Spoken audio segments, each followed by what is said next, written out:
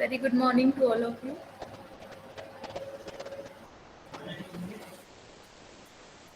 आ रहा है voice?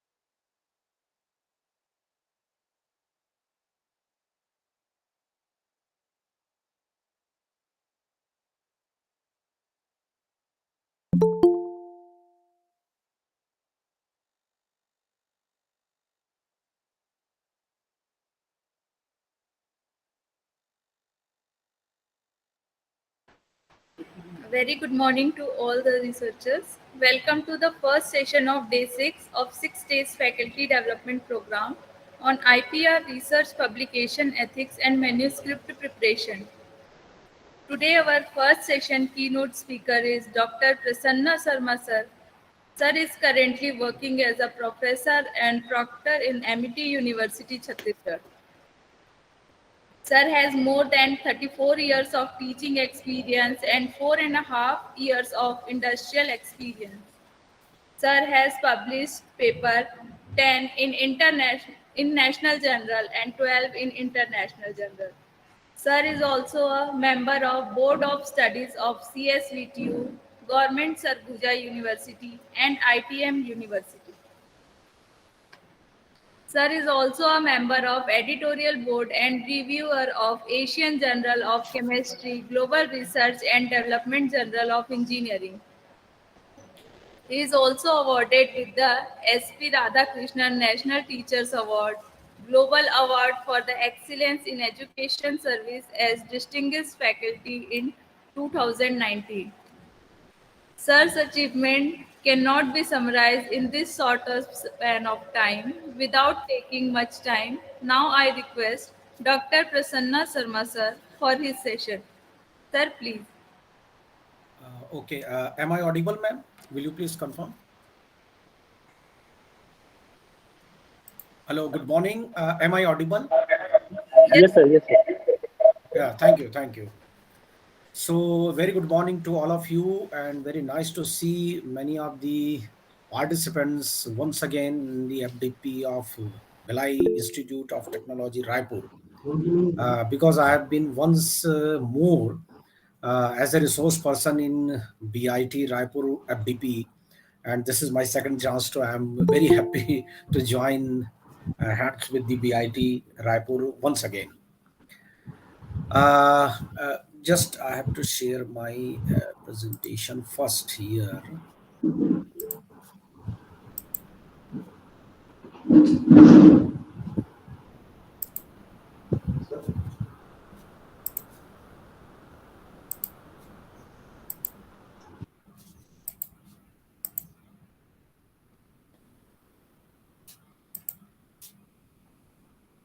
Anyone can please confirm?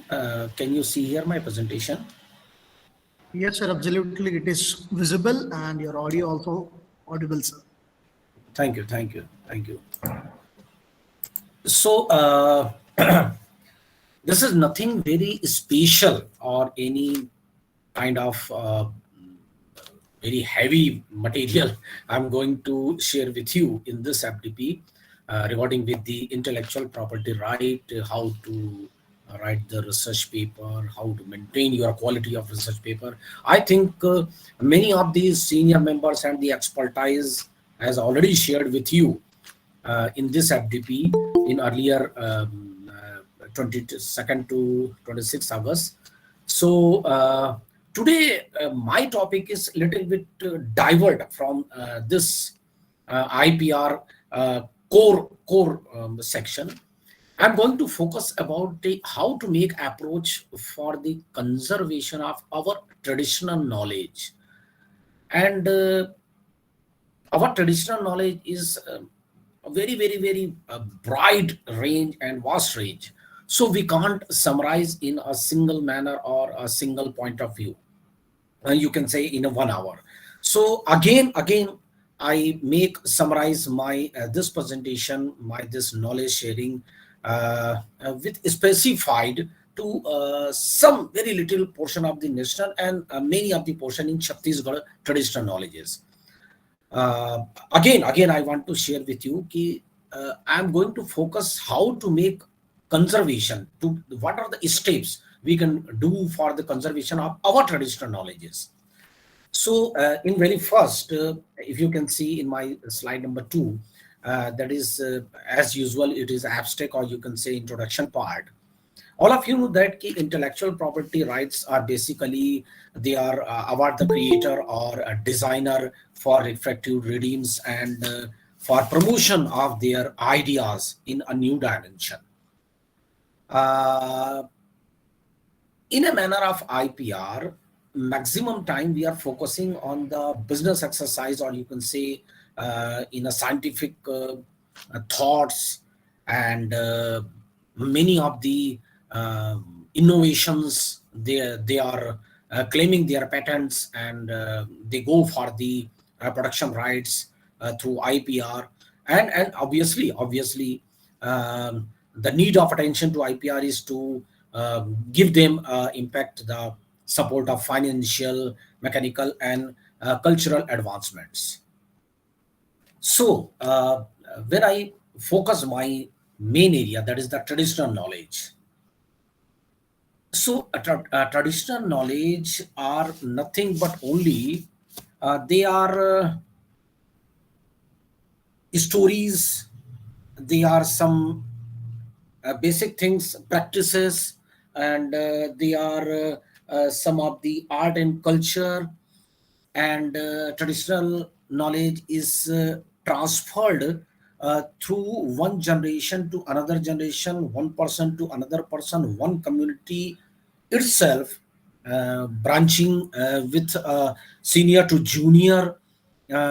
Maximum time it is through their own way of expression, either by practicing to doing some special type of practice or stories or some special type of meditation or special type of culture. So conventional information incorporates sort of information about their traditional advancement of resources. For example, the apparatus and method for hunting in tribals. If you go through the searching of Google, a lot of specific apparatus and instruments, or you can say weapons, are used for hunting or for particular animal in tribal practice, or some very special type of apparatus are used for agriculture practice also in some specific area. This is conventional method. This is the traditional method. Some of the specific maternity care are also there. जो हमारी गांव की village की जो दाई माँ होती हैं, they are all using the maternity care, the maternity practice in a very old tradition style. Nowadays, very frequent practices are also there. I will discuss in a very short manner what are these practices. Say, for example, many of our respected women faculty knows that nowadays a Caesar operation is very frequent. And when you are going for a delivery process for any hospital, even though in a your very close hospital, it is suggested from the expertise of the surgeon that why not you go for the surgery, why not you go for the Caesar operation to make comfort of your pain. But in old days, when the village caretakers, Dai, Ma, are there, and they make a routine practice for this maternity care from the beginning of their pregnancy. and they always prefer to go for कि आप ये चीजें खाना start करो, ऐसे ऐसे काम करना स्टार्ट करो. You have to be make a routine practice of your kitchen, your house reflections, and do routine works in this such manner, so that you will be definitely converted to normal delivery process other than the Caesar one. I don't think this is a very hard matter to publish a research paper on maternity care of the old age daimas on support of traditional knowledge, local knowledge, and IPR production. Though it is not a range of the IPR production, but we can do with the help of our own work for the caring of this system. Lot of other natural information, scientific information, environmental production is also there. Some of the festivals are very famous in India. They are concerned with the environmental productions, and nowadays in sustainable development, global warming, and other things are very much related. But no one is taking care of the traditional knowledge of the production of environment. So why not we have to go for the awareness through our research work, through our sharing knowledge, through our book chapters, to enhance the quality of the environmental production in local knowledge, or you can say traditional knowledge. So sometimes WIPO, that is the World Intellectual Property Organization, also go for the some steps forward for the production of traditional knowledge. But in many cases, traditional knowledge has been orally passed to generation, so there is no any written evidences about that particular knowledge. They express through stories, legends, folklores. लोक कथाएं में हमारे बताई जाती थी, कहानियां बताई जाती थी कि बहुत समय पहले एक राजा था, something like that one. But they are all the traditional knowledge, और एक बड़े बुजुर्ग थे जिन्होंने ये प्रैक्टिस किया. So folklores are also there. Rituals, हमारे कुछ रिचुअल तरीके होते हैं. We are going for the worshipping of many methods. I will discuss later on regarding with the today festival also.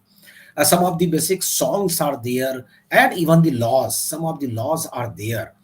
They are very particular about for the production, for the knowledge sharing, and they are very unique in the way for the community services, for the production of community and other things.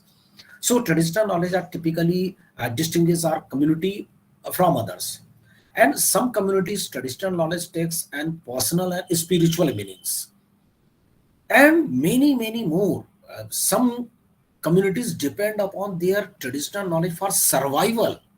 They have a very specific type of knowledge they don't want to share, like the bagas, the local the local doctors of the tribals area, particularly in tribal areas. I don't think bagas, you can understand. Anyone can please confirm me what do you mean by baga? Anyone please?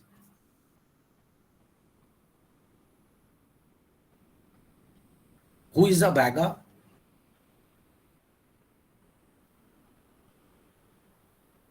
Am I audible? Yes, sir, you're Yes, audible. sir, you are audible. Yes, sir. Anyone of the participant, will you please make a conversation with me? What do you mean by a baga, or how can you understand a baga? I think sir जो झाड़ It's a फूक से जो है जनजाति वो name of किसी बीमारी को Chhattisgarh. ठीक करते हैं. Yes. Yeah. And madam, what you are saying?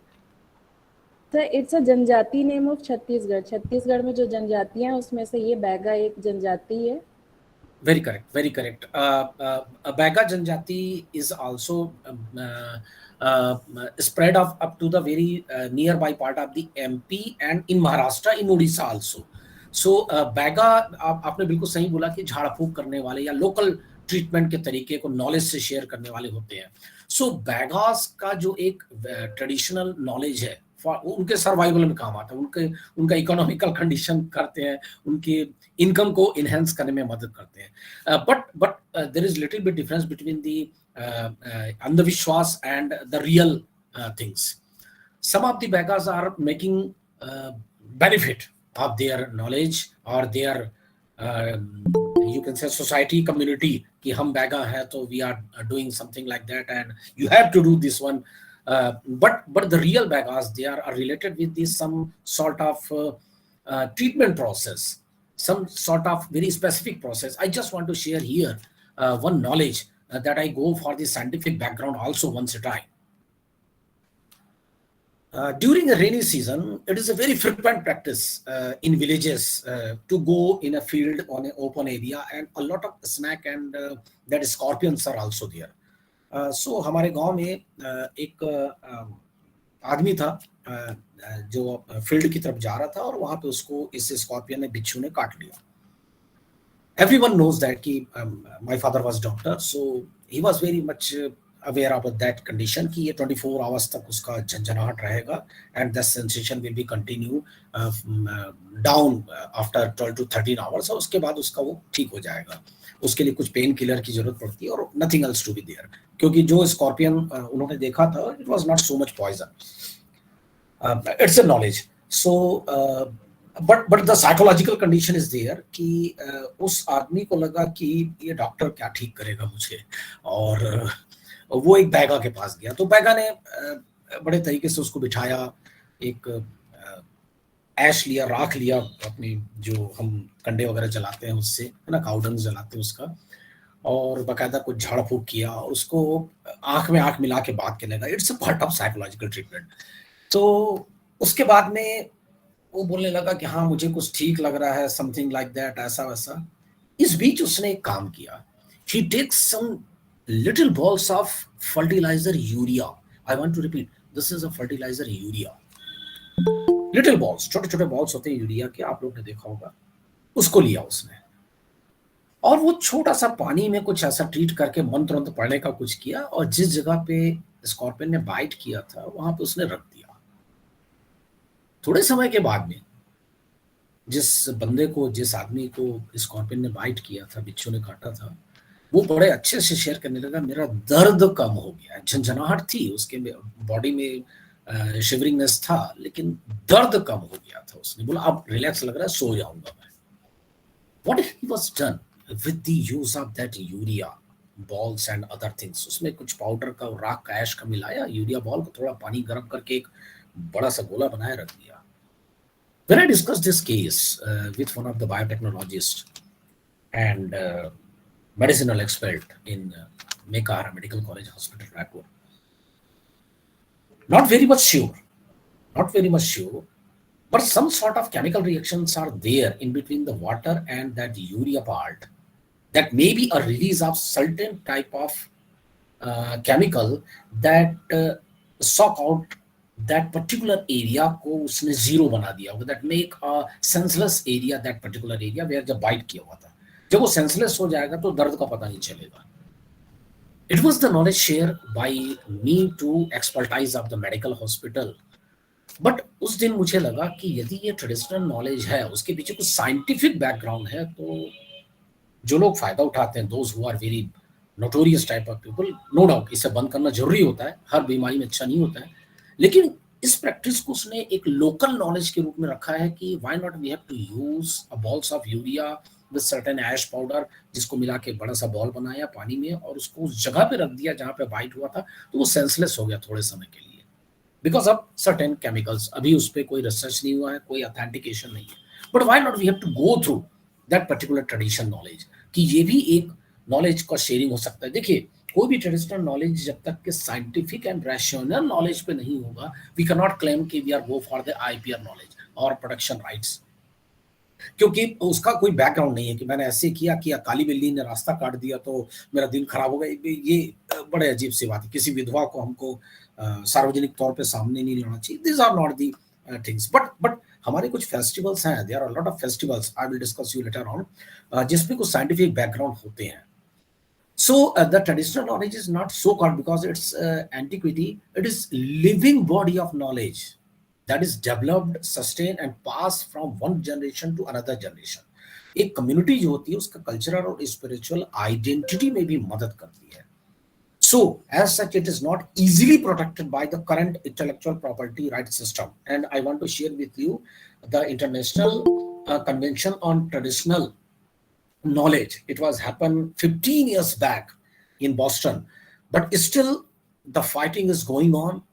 with the WIPO and other countries also to make production of this traditional knowledge with IPR. इसमें से कुछ वाइपो ने अपना किया है, अब आगे मेरे उसमें आएगा कि हम उसको कॉपीराइट के रूप में दे सकते हैं, ट्रेडमार्क्स के रूप में दे सकते हैं, ट्रेड सीक्रेट के रूप में मान सकते हैं. बट इंटेलेक्चुअल प्रॉपर्टी राइट में पेटेंट कराने के पहले a lot of documentation is also requirement and proof is also there. So that I am sharing with these all things, why not we have to go through the scientific background of this traditional knowledge so that we can enhance our traditional knowledge, we can support our traditional knowledge for production and patent law. So the role of WIPO is a start from 2000, and they go for the first time they go for the traditional knowledge and the folklore's act taken in the genetic resource, and one committee is formatted to look after how much it is uniqueness about this particular traditional knowledge.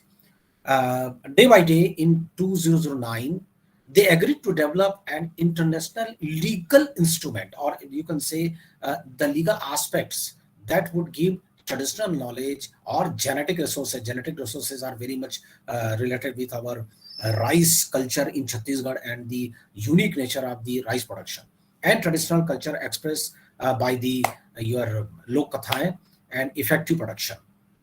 So such an instrument could range from the recommendation to World Intellectual Property Organization members to formal treaty that would bind countries choosing to ratify this one and go for the patent also. But it is one step behind. We are not in a such condition. There are a lot of type of traditional knowledge. I just want to summarize this very short form because all of you know that it's a living bank of knowledge that is still used and modified from one generation to another generation. Sometimes it's modified in lot of manners also. And as you know that there is no evidences of the text matters or documentation. So we have to go through the documentation of that knowledge also. Yoga is one of the famous traditional knowledge which is carried from one generation to another generation. Medicinal practices, or you can say traditional care practices, arts and culture, and other things are also there. So India is a nation of rich culture and legacy, being perhaps of the most seasoned civilization. And this civilization is very much diverse from north to south, east to west, and many things. A lot of diversity in the culture, in practices, in our traditions, and in our even though stories and other things also. So, while these conventional information framework are not protected, numerous developments got their the frameworks of harmful. So, अगर हम इसको protect करने की बात नहीं करेंगे, तो कोई ना कोई इसका फायदा उठा लेगा, जिसको हमें लगता है कि it is not very important because of the traditional. ये कोई बात थोड़ी होती है. It is not a very scientific manner, but we have to go through the background of that particular traditional knowledge. एक एग्जांपल आएगा आगे जिसमें हम चूक गए और दूसरा नेशन आगे बढ़ गया है. So generally they are considered as the traditional care. They are the medicines and treatment process. So the treatment process I have been already discussed with the practices of the maternity care and medicines. Tribal and rural systems are also there, and a lot of Chhattisgarh biodiversity is also recognized as the most diverse site state in the India, which has a lot of diversity in medicinal plant, जिस पे आप लोगों ने शायद कोई एक expertise view लिया भी होगा. सो मैं उस पर ज़्यादा डिटेल नहीं करूँगा, बट होता यही है कि we are all having a knowledge with tribals and rural systems, and also dadi ma or nani ma ke nuskhe, they are helpful to cure our disease, but we are not taking care about to make production of these or traditional care. Art and culture are also they are rich, and some of the art and culture are also make patent on their uniqueness. That is the Madhubani, Chanderi, Kathak dance is also there, and Padwani culture is also there. manufacturing of bell metal and kosa and terracotta. Bell metal terracotta is also there is very different way in not only in Chhattisgarh, in nearby area of the Odisha, and some of the bell metals are very unique in Rajasthan also, Gujarat also.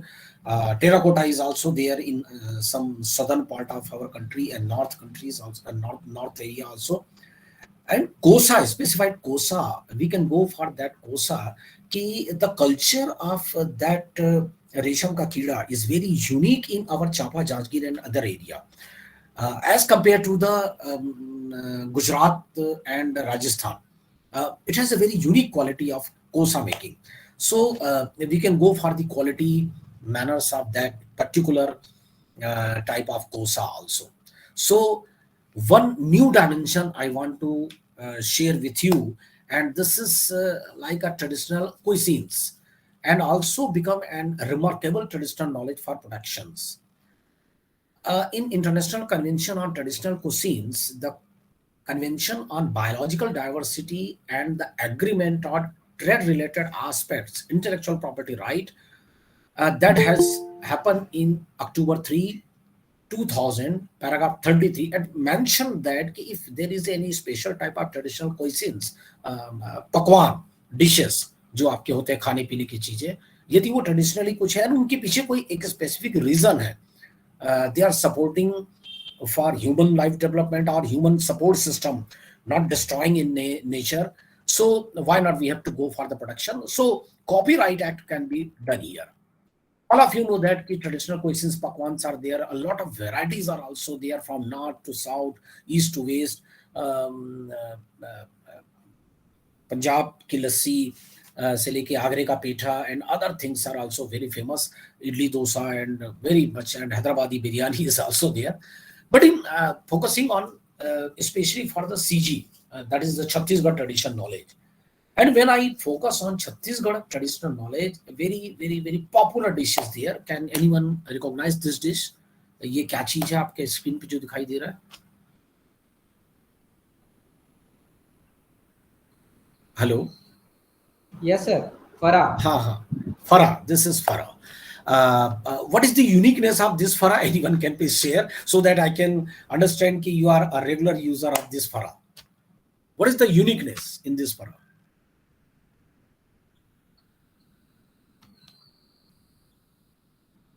Those who are in a hunger condition, 10 बज गया तो मैं समझता हूँ नाश्ता करके sir comments में answer कर रहे हैं sir participants. Just a minute, I will go for the comments because yes. Wait a minute, I go for the comments. Yes. Oh, nice. Oh, I'm sorry. There are so many effective Ayurvedic treatment for cancer. Yes, it is there. And rice recipe. It is a rice recipe, very nice. And Farah, yes. It is leftover rice. Yes, you can say it is a leftover rice. It is made with leftover rices. Yes, you can say it is made by the leftover rices. So it is a effective utilization, or you can say the consumption of many more things which is left over at night or anywhere else. Yes. So thanks all of you. The most effective thing and the most important part of this is ये बहुत कम तेल में बनाया जाता है. So it is a less oil consuming product. Maximum time में when you go through any physician or doctor की पेट में थोड़ी सी गर्मी थी and I'm feeling something really anxiety, anxiety. So बोलते हैं कि आपने तेल फूल वाली चीज खाई होगी कुछ. But in our tradition बहुत ही कम तेल में बनाने वाली चीजें हैं. आगे भी हैं बहुत सारी चीजें और जिनसे हम फायदा लेते रहते हैं. और I also agree with all of you कि ये leftover rice है जिसका utilization हो गया. But the main thing is that कि it is not a oil consuming matter, so that your stomach is very much comfortable at that particular matter. So I go for the next slide, and if you can see here, and you can find out this is very famous dish, chila and bara. Everyone knows that. And third one is I want to share with you. Many of you can know this is a baffauri. Right hand side, it is a baffauri. Again, this is how baffauri is prepared. Anyone can tell me? I see many more gentle persons are there from Chhattisgarh, and many more respected ladies are also here. Baffauri kaisa banta hai? Anyone can share me, because it is a very traditional knowledge that can be go for the trademark, trade secret, and one day going for the patent also. Anyone जैसे मालूम हो, please share कर सकते हैं. Will you please allow the mics to the participants also, those who are interested? Okay, no idea. It made of the masoor dal. Yes, very nice. Yes, ये दालों को मिला के और बहुत अच्छी तरीके से बफौरी बनाया जाता है. Dr. Dipti, will you please suggest any idea कि any resemble dish is there? Any resemble dish regarding with the preparation method is there available in the market? Steamed dish, that I want to know. Yes. Steamed dish. Thank you, Devashri. Thank you. Yes, steam करके बनाते हैं ये. अफशान भट्ट ने भी दिया. Yes, steamed है ना. So ये कोई ऐसा डिश जो मार्केट में अवेलेबल है जो स्टीम्ड करके मिलता है? No, it is not available in market. Yes, correct. Baffauri is not, but इसके रिसेंबल कोई डिश जो स्टीम्ड करके बनाया जाता है तो मार्केट में बड़ा फेमस है. Idli, one of the steamed. Yes, you can say. Another one very popular जो बच्चे लोग बड़े किनारे खड़े होके खाते रहते हैं. Resembled with dhokla also. Momos. Yes. Momos. Thank you, Vikas sir. Momos, and thank you, Taruna. Yes. It is Dipti. Thank you. Momos इतना पॉपुलर है, एंड मोमोज कहाँ से आया आप सभी को मालूम है, और all over the country it is spread out. Once a day, they are going for the trademark secrets or trademark copyright for the momos also. Why not we go for the baffauri? In Chhattisgarh, it is a very famous practice to make a baffauri in a special occasion. Is still that it is not available in market. Yes, I do agree with you. But why not we go for the enhance our knowledge to protection of our traditional knowledge, for protection of our dishes, our pakwan. And one of the resemble that is, we all know that idli are very famous, but when there was not an encroachment of the South Indian Italy in the Chhattisgarh, you can't believe Hath Phodwa is also there. Hath Phodwa. And it is very much resemble with idli, and pure rice powder is there. So why not we have to go for protection of our unique system also, unique properties of this, all the things. And now this has become a world famous thing. Nowadays, all the world is knowing our this dish with a unique property and unique things. And I know everyone, those who are not from Chhattisgarh, they can also identify this dish. This is Bore Basi. Yes, Dipti, thank you. And Bore Basi has a unique property that has been make a lot of researchers to attention about that particular two things, two concepts. It is rich in iron, potassium, vitamin B12, and also a lot of studies are going in France, Japan, and America also about the soft rice, and they call it in many names. But Bore Basi is, yes, it is a prevention about the wastage of leftover rice, but also very smooth digestion.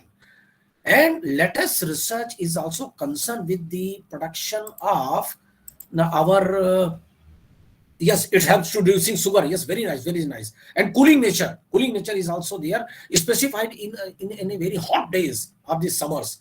So in hot days of summers, when we are in a threatened to go outside our AC kamra and feeling that कि हमें लू लग जाएगी, you can't believe कि all our Chhattisgarh laborers are taking this Bore Basi in the morning and go for very frequent work in open area. So yes, it is Yes, it is called pakara in Odia, and yes, very nice, very nice. Pentabati in Bengali. So it is not a Borebasi is not focused in Chhattisgarh. Chhattisgarh it is known in Borebasi, but the song price is also very frequent. Odisha is a very resembled nature with the Chhattisgarh, and very little part of the MP also, particularly in the region of the Jhabua and other region. They also use this Borebasi for their routine practices. So nowadays, a lot of research are going on uh, uh, uh, with the making of this scientific approach to our traditional cuisine, traditional pakwan, traditional dishes, and I'm hopeful that now you are also we can make a step so that we can make efforts for the production of our traditional knowledge, and those who are in a normal way, if we are going to discuss with the other traditional knowledge, I just want to make another slides also. Yes. So, other than this pakwan, because the herbs and spices are the main role for making up this cuisines and other things. So, this traditional cuisines are rich in herbs and spices, and some of the use of herbs and spices and masales are very unique style in Orissa, in Chhattisgarh, in Maharashtra, so that one dish can be altered by another method. So it is also very ancient Ayurvedic text also to these herbs, and there, say for example, we have a aspetida, that is हींग. जब कभी छोटे बच्चों के पेट में दर्द होता था तो हमारी दादी अम्मा कहती थी कि मदर कहती थी कि बच्चे के जो नाभि के आसपास में हींग लगा दीजिए, सो उसका गैस या जो अनवांटेड अनडाइजेस्टेड पार्ट होगा वो ठीक हो जाएगा. And I have seen there, it's a routine practice of ayurvedic. Turmeric very famous, सभी को जानते हैं, और मेरे ख्याल से किसी एक्सपर्टाइज ने इसको फोकस भी किया होगा कि सर्दी खांसी हुई तो जस्ट मेक ए हल्दी वाला दूध पी लो, एंड कहीं कुछ वुंड हो गया तो हम कर दें. लेकिन I am sorry to say that कि we are fail to protect this tradition knowledge, and America get patent about the treatment of this turmeric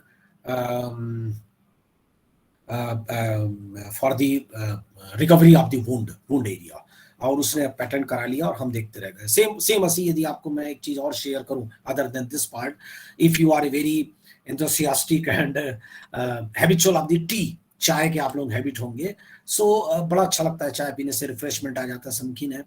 Lot of countries are going to be make a patent or copyright or the process of tea cultivation and uses of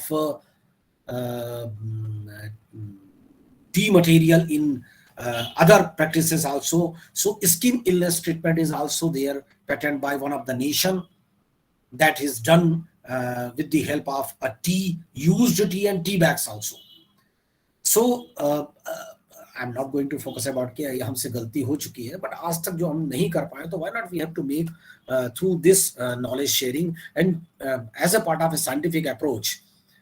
If we go through development of our own research paper, development of our own thoughts, development of our own sharing in a book chapter for the scientific background or the rational background of our this traditional knowledge, so why not we have to go for the trade secret or patent also.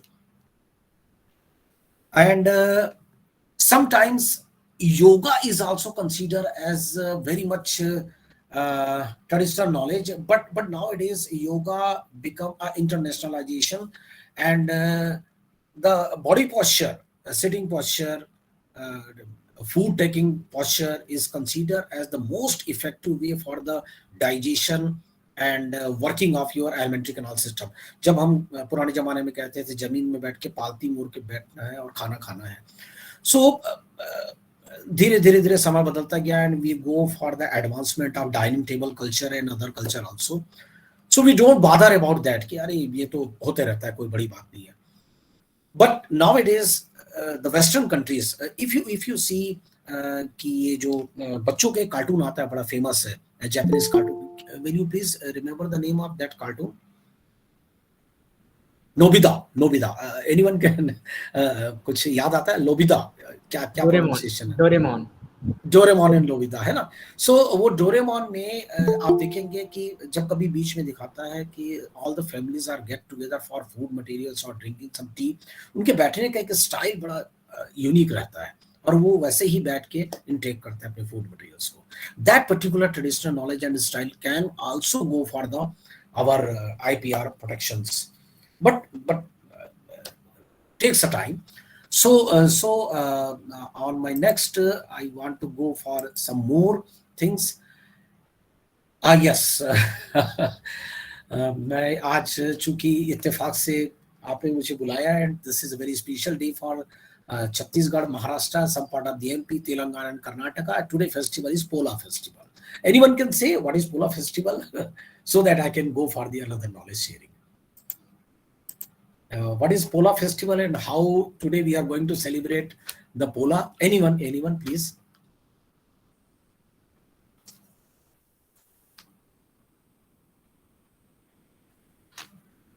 आप mic से reply कर सकते हैं. पोला का festival क्यों मनाया जाता है? आज का फेस्टिवल है, आज हम पोला फेस्टिवल मना रहे हैं. Yes, bull cards in market, they are the bull cards in market. Yes, you can say worshipping of bulls and ox.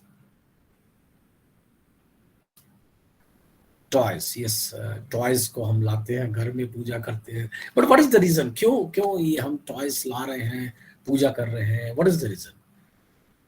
There are lot of folklores also, मतलब कुछ कहानियां हैं जो आपको मालूम होंगी, कुछ कहानियां मुझे मालूम है, मैं शेयर कर रहा हूं इसको.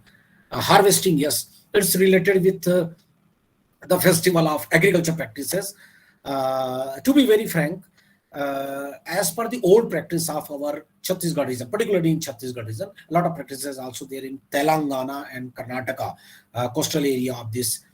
So yes, farmers thank their, very correct. So it's making thankful to their ox and bulls and cattle, so that giving thanks to the nature. But what is the reason behind this one? Why we are going for the scientific manners? देखिए, अब तक के क्या होता था कि lot of things has been changed in nature also because of the heavy rain is also there and a lot of things are also there. So ये जो हमारे cattles हैं, they are continue helping us for the agriculture practices. और उस समय में उनके पाँव के नीचे, खुरों में particularly especially, a lot of bacteria and other things आ जाते थे. जो लोग विलेज के होंगे, जुड़े होंगे, they know this कि इसके पहले एक हरेली का फेस्टिवल हमने मनाया था, अब पोला मना रहे हैं. Both are related with agriculture practices and thank to the nature. So इसमें एक tradition होता है कि we are worshipping the ox and bull, the cattle, after washing all the parts very nicely with नीम का कड़वा तेल. ये जो नीम का कड़वा तेल लेते हैं, उसको मिक्सअप करते हैं. कहीं कहीं गांव में प्रैक्टिस होता है कि they go for the powdered form of that brownie के जो पाउडर फॉर्म होते हैं. Can you understand the brownie? Brownie is one of the fruit which is बबूल से, जो अकेशिया के प्लांट से मिलता है उनको. सो उससे हम लेते हैं और उसको कूट के पाउडर बनाते हैं और नीम के तेल में मिला के इसको नहलाया जाता है, पूरे कैटल्स को वॉश आउट किया जाता है. This is a Ayurvedic practice, this is a traditional practice to make all the cattles free from the diseases. Yes, सरसों oil, very good, thank you. सरसों ऑयल इज वेरी यूजफुल. सरसों का oil, नीम का oil लेकर के इसमें मिक्सअप किया जाता है, so that they are doing a traditional practice to wash out all the things, and both are very active to move all the bacteria and viruses present in their legs and lower part of the legs. खुर में जो उसके बीच के फॉल्सिपिंग में होते हैं, वहां पे बहुत सारे बैक्टीरिया और वायरस हो जाते हैं, उनको वॉश आउट करने में मदद करता है. और आज और 1-2 दिन तक के उनको कोई काम नहीं लिया जाता है. So this is a knowledge based upon scientific aspects. So why not we have to go through the background of this one? कुछ कहानियां ऐसी भी बोली जाती है, but this are not the evidented, मुझे मालूम है तो मैं शेयर कर रहा हूँ कि लॉर्ड कृष्णा बड़े छोटे बच्चे थे तो उन्होंने एक पोलासुर नाम के एक दैत्य को मारा था, दैट्स व्हाई इट इज पोला है, कुछ जगह में ये भी बोला जाता है। And this is a unique diagrammatic presentation in tribes area in Pola, and this one. And these are the very famous dishes. जैसे मैंने बोला, traditional cuisines are also there. So you can easily recognize these dishes by name also. So I'm again expecting the name from your side. What are these dishes? They are very specific. अभी कुछ समय बाद festivals हमारे आने वाले, उसमें भी use होंगे। क्या नाम है इनका, इन डिशेस का? Yes, khurmi and thethri. Thank you Deepti ma'am. So khurmi and thethri has a very unique property of the combination of sweet and salty nature. Tetri is salty in nature and khurmi in sweet in nature. And one more knowledge is also there that come from a Telangana background, or you can say from the tribal background. Tribals are also celebrating many areas as a Pola festival. Maharashtra is also there, but Maharashtra having a different type of dishes. These dishes are very popular in Chhattisgarh and a little bit nearby area of the Telangana and Odisha, not so much forgotten area. So thethri and खुरमी का यदि structure आप गौर से देखेंगे, so मैं आपको सिर्फ story बता रहा हूँ, it is not related with IPR. So here you can see the khurmi is in a unique structure like a shivling. It is an old style. Nowadays khurmi is prepared in many ways, but it is an old style to prepare khurmi, and this is very much resembled with shivling. And this tetri, if you can see, it is a traditional style of tetri, and this is resembling the Parvati Jalhari of the Shivling. Jalhari of the Shivling. Can you see here? The unique traditional style formation of tetri and kurmi. So one story that is coming from the tribal background, this is not related with IPR, but this story is something resembled कि when this season आपने सावन अभी मनाया है, शिव जी की बहुत आराध्या की है, तो it is very cool nature of Shiv and giving you the present by the sweet nature of kurmi. And all the sweet nature is on the base of your salty nature of Parvati, that is Jalhari. So Tetri and Khurmi resembling with the combination of Shiv and Parvati. It is a unique story when I come to know about some of the story making. So I surprise also कि इतने सालों से हम ठेठरी खुरमी खा रहे हैं, but ये ऐसा भी होता होगा मुझे भी नहीं मालूम था. But it is a unique style and it is a tribal background story. So this story can be preserved. Yes, we are going to preserve this story through our publishing papers, through our knowledge sharing, through our book chapters, through our trade secrets also there. So worshipping of God is another thing, but the background of this one is another thing. So salty and sweety, both combination are here. Shiv and Shakti is here. Shiv and Parvati is also here. So resembling character and resembling structure of this Kurmi and Tetri is very much popular in Chhattisgarh also. So this is just मुझे एक याद आया तो मैंने कह दिया था. और ये कुछ ट्रेडिशनल आर्ट का, जैसे एक हमारे अभी रेस्पेक्टेड मैम ने बताया था कि हम बाजार से जा करके ये लाते हैं, तो बच्चों को प्रैक्टिस कराया जाता है to make a habit of the our boys for agriculture practice. It is old tradition, and the girls from their Jatapura and other things. So it is worshipping of Pola or the this bullock are also there for the support and thanking them for support in agricultural practice. This is our art from Telangana state, the coastal area of the Telangana. Now, another festivals are also there, and we are very taking as a granted कि ये तो festival है, आया और चला गया, and some of the festivals are also considered as the many much traditional and not caring practices also there. So recently we have been celebrated one famous festival, that is Hareli, और अक्सर बहुत सारी lot of stories are there related with Hareli कि it is a witch protecting festival. रात को बड़ा अंधेरा होता है और जो जादू टोना करने वाली रहती हैं वो निकलती हैं, something like that. So it is really a witch protecting festival or witch festival. जिसमें वो नीम के पत्ते, सुबह से कुछ बच्चे आते हैं और नीम के डगा लेकर के दरवाजे पे लगा देंगे, समथिंग लाइक दैट करेंगे। Anyone can please tell me कि what is the reason Hareli मनाते क्यों है? एनीवन?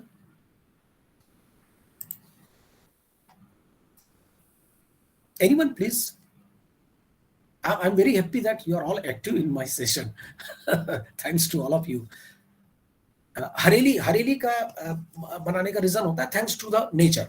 हम नेचर को थैंक्स करते हैं। उस दिन नेचर में काफी ह्यूज अमाउंट ऑफ वाटर हमारे पास आ चुका रहता था। एग्रीकल्चर प्रैक्टिस बेस है ये, और a lot of waters are also there available over the field, agriculture field, in our wells, in our rivers, in our ponds, and making a routine practice to giving thanks to production from yes, a negative energy. Yes, thanksgiving to the production of negative energy, and we know it is for the protecting only. Yes, it is the protecting only.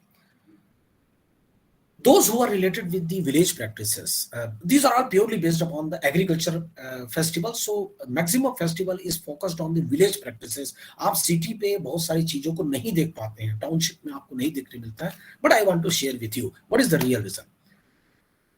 During this Hareli festival, neem used as, yes sir, thank you, neem used as the antibacterial property. So in these days when Hareli का त्योहार आता था, तो before that festival, a lot of bacterial attacks are also there in our house wall, क्योंकि गांव के घर कच्चे होते हैं और फ्लोर उनका ऐसा बहुत हाइट वाला नहीं रहता है जैसे शहर के घर रहते हैं, और काफी जमीन से मिले रहते हैं, तो फ्लोटिंग वाटर्स के साथ में बैक्टीरियल अटैक, वायरल अटैक आ चुका होता है।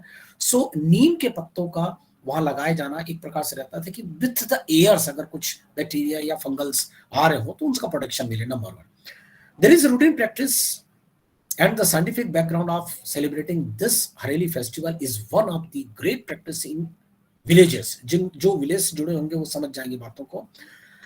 In this Hareli practice, जो हमारे गाय होती हैं, yes, cow dung is antibacterial too, very good. जो हमारी गाय होती हैं, जो हमारे बैल होते हैं, जो जिनको हम अपने घर में रखते हैं, खाना देते हैं, लेकिन once a time we release to go outside the agriculture for their feeding practices and drinking water. So generally गांव में ये गाय और बैल ड्रिंकिंग वाटर के लिए पॉन्ड्स में जाते हैं या फ्लोटिंग रिवर्स में जाते हैं या कहीं गड्ढे में, पोखर में पानी रहता है उसी को पीते हैं। यस, ये उनके लिए बहुत ज्यादा खतरा हो सकता है, क्योंकि इस सीजन का पानी बहुत हैवी रेन हो चुका रहता है, सावन का महीना रहता है और उस समय तक काफी रेन कलेक्ट हो चुके रहते हैं, जिसमें कंटामिनेशंस भी रहते हैं। Lot of disease may cause for the illness of our cattles also.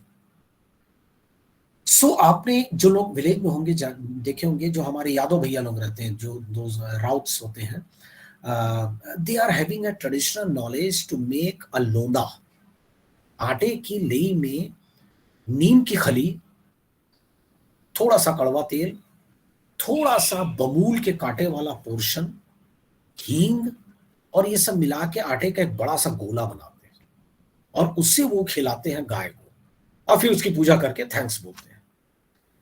उनको किसी ने सिखाया है, उनके एंसेस्टर्स ने। This is a traditional knowledge कि ऐसा करने से हम अपनी पूजा कंप्लीट कर रहे हैं, we are completing our worship as a Hareli, और उसको बुरी नजर नहीं लगेगी, उसको विच की नजर नहीं लगेगी, सो दैट मेरा कैटल बीमार नहीं पड़ेगा, तो मैं उसको एग्रीकल्चर प्रैक्टिस में कर सकता हूं। But the background of scientific reason, as you have been told कि neem use as antibacterial characters.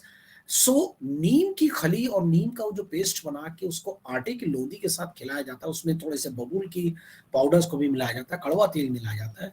वो जो जितना गंदा पानी हमारे कैटल बाहर जाके पी के आ रहे हैं, जो हमारे कैटल्स हैं, they frequently go outside the field, और वहां पे जो पॉन्ड्स में और इसमें गंदा पानी पी के आए हैं, उनको वो डाइजेशन सिस्टम बनाने में मदद करता है, तो वो ठीक रहेंगे, तो विच से बचा लिया उसने, बुरी नजर से बच गए, वो बीमार नहीं पड़े। This is the reason. So जब मुझे ये पता चला था, तो I go for the search of that particular things. तो जब मैंने एक बहुत अच्छे नॉलेजेबल आदमी से मिला, गांव के नॉलेजेबल आदमी से मिला, तो उसने एक कारण बताया कि why we are adding these powders and these things, because they have a very good antibacterial characters, antifungal characters, and lot of qualities are also there. So उसका लोंदा, अच्छा, उसको भी एक पर्टिकुलर एक पत्ते पे लपेटा जाता है। If you can recognize the plants nearby the village area, this is from the acacia family, अंडे का पेड़ जिसको कहते हैं, उसके पत्ते में लपेटा जाता है और उसमें से खिलाया जाता है। सो उसके भी जो एंटी फंगल क्वालिटी होते हैं वो मिक्स अप हो जाते हैं उस आटे के गोले के साथ में, that particular Lodha,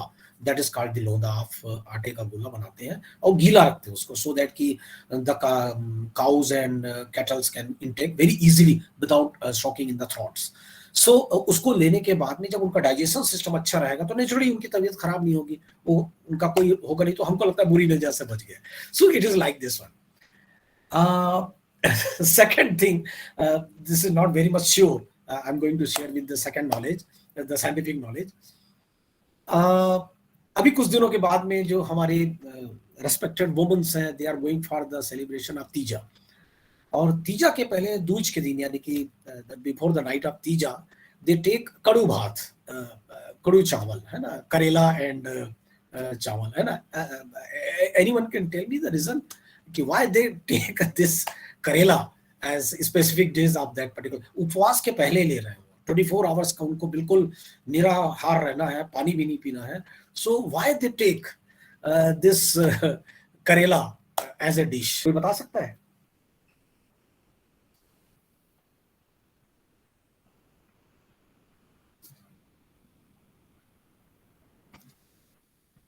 Because it reduces the thrust. Very, very nice. Thank you, thank you.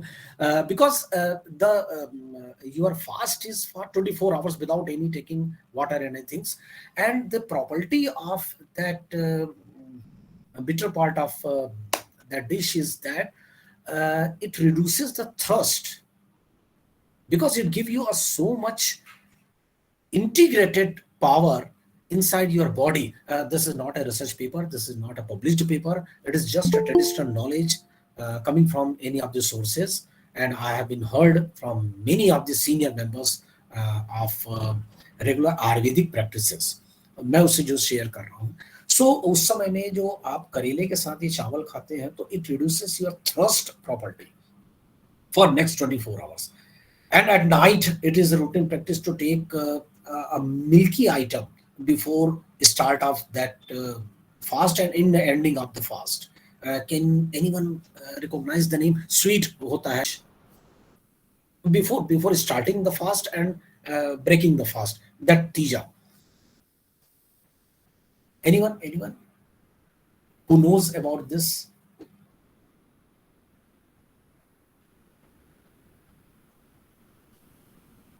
Kadhi after fast, yes, to breaking the fast next day, kadhi chawal is very famous, but this is salty. I want to focus at the night, before starting the fast and at the night, चूंकि रात भर जागती हैं माताएं बहनें सबके सब, और वो शंकर जी की पूजा करेंगी, सबकी पूजा करेंगी, और ब्रेक करते समय एक स्वीट आइटम लेते हैं, वो दूध का बना हुआ मिक्सचर है, लोकल छत्तीसगढ़ में बड़ा फेमस है वो। Sir I think Tikhur. Tikhur is a little bit different with this one. Okay. I am expecting this answer from my respected female faculties. Yeah. Okay.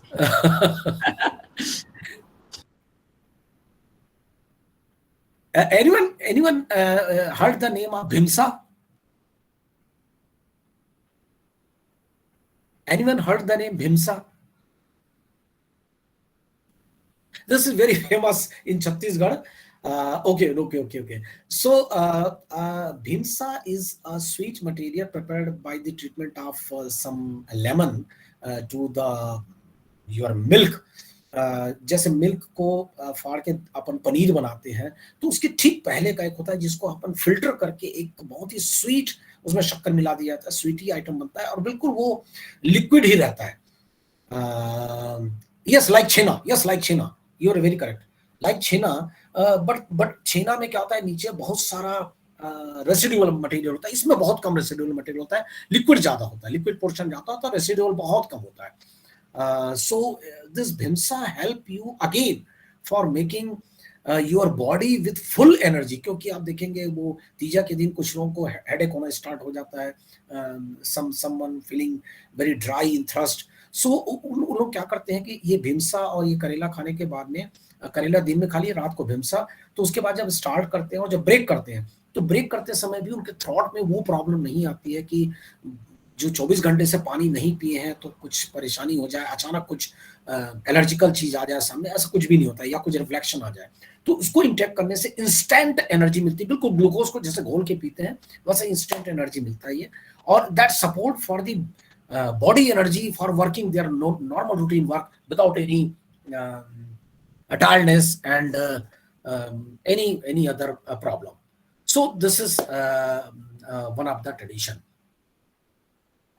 And one more thing is there, ki one festival in Bastar is very famous. This is Ratauna. This is the festival of Bagas. Bagas, from the traditional knowledge, they make this Ratauna festival, and their way of celebrating this festival is very unique. Something like that, ki when one senior Baga transfer its knowledge to junior Baga. This is the festival of Bagas in Bastar, particularly in Bastar tribes. So they making some mantra, some secret with the juniors by covering their heads by each other. एक दूसरे के sir को वो कपड़े से ढक लेते हैं और एक दूसरे के जैसे गुरु मंत्र देते हैं वैसा वो कुछ खास चीजें बताते हैं, so that no one can else hear and utilize this power. लेकिन इस समय में एक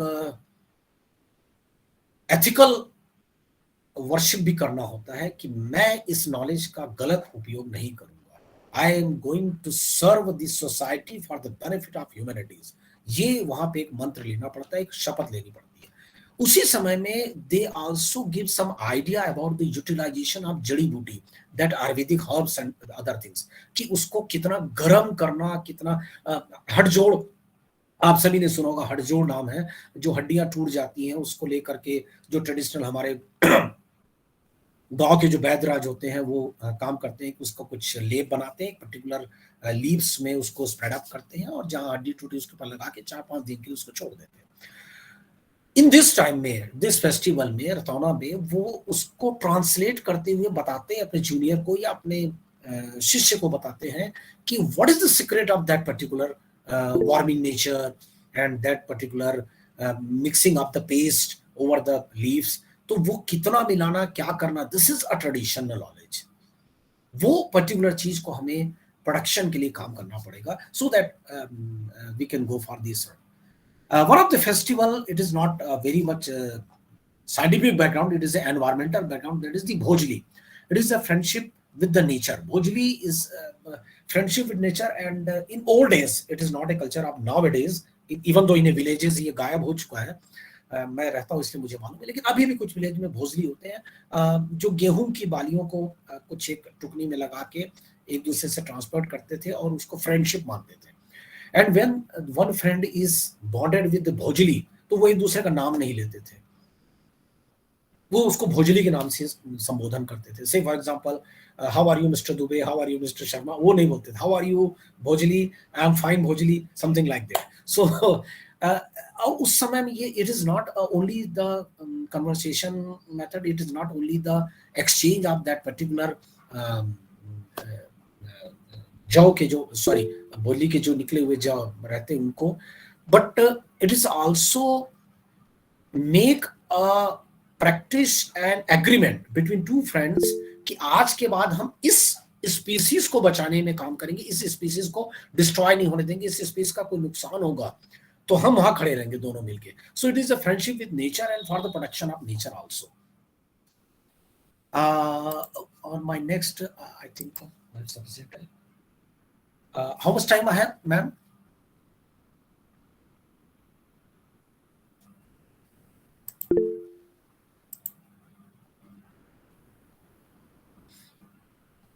Hello. How much time I have, ma'am? I think it's already 11. So Yeah. I will summarize. Yes, I will summarize within very short time. Very short time.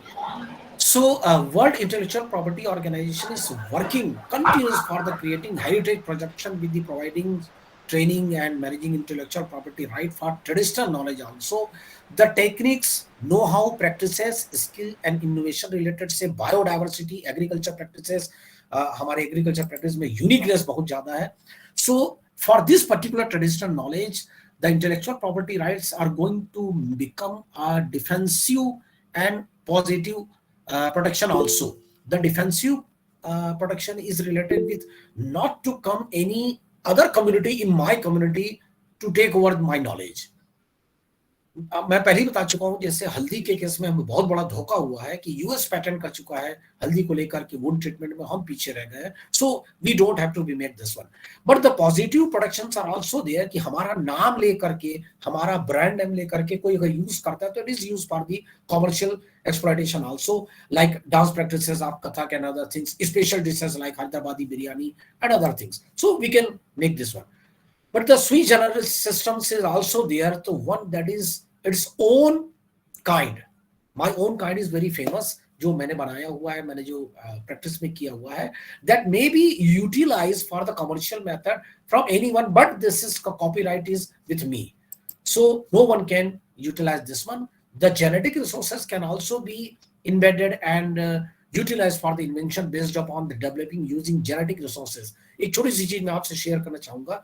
In our Chhattisgarh Ross chicken has been developed. आपने broiler का नाम सुना होगा, cockerel का नाम सुना होगा, chickens की वेराइटीज होती हैं. Ross chicken is developed for the Abies in Rajnandgaon with the cross variety of different type of chickens, and it has a unique quality with many other things. जो non-vegetarians होंगे, they can go for this one.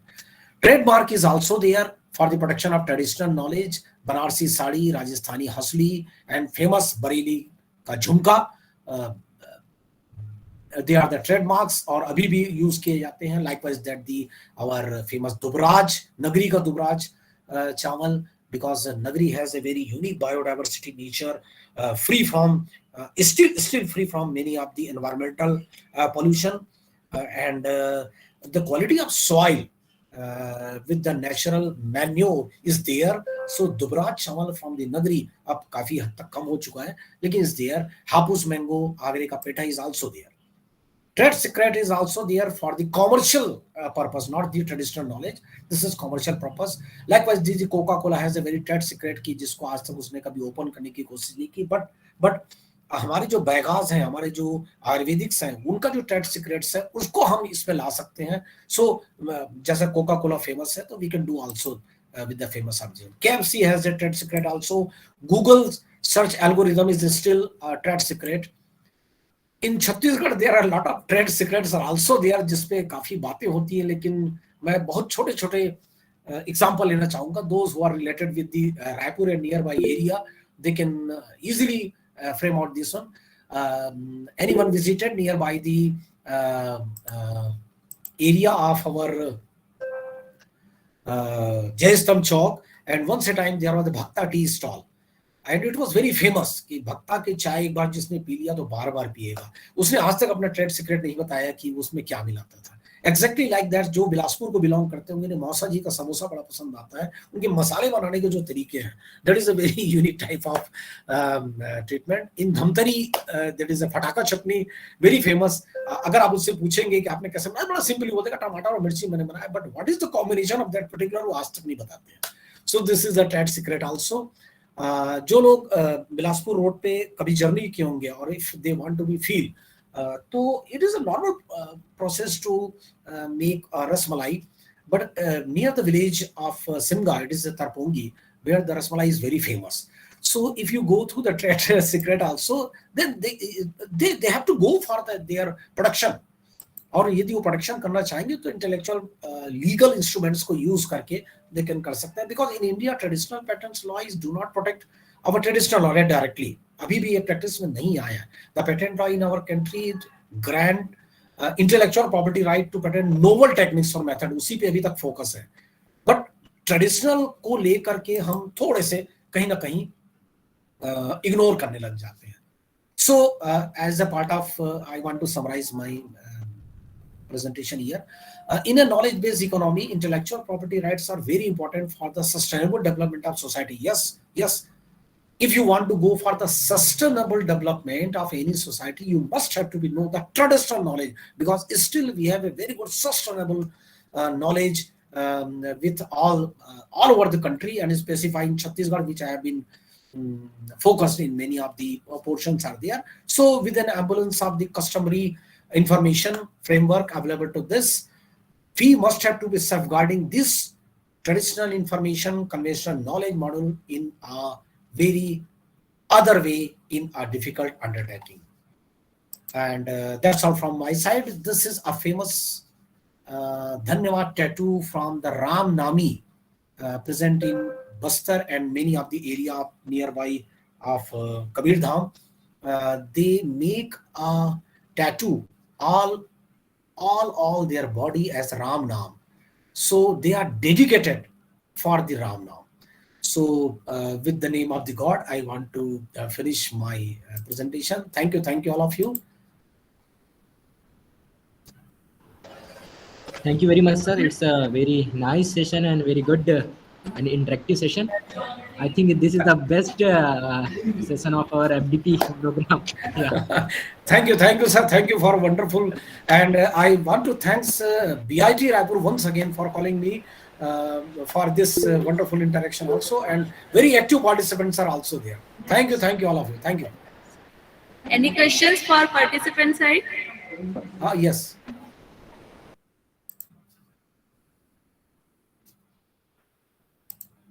If you have any question, any query, then please.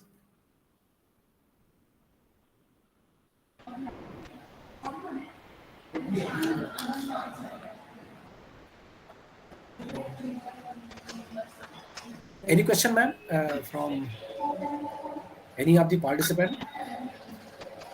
I think, sir, question answer session is already over because Okay. Because of so many discussions already done by the participants with you. okay. Thank you, ma'am, and thank you, sir. Thank you so much, sir.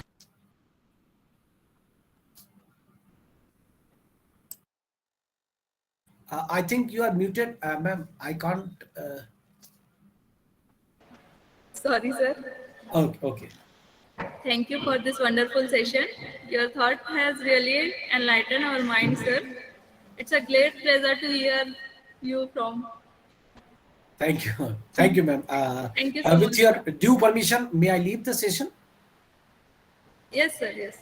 Okay. Thank you Thank once you so again. much, All sir. respects and best of luck. Thank you, ma'am. Thank you. Thank you, sir. Thank you. Next session, along with the valedictory, will resume from 12 noon. I request all the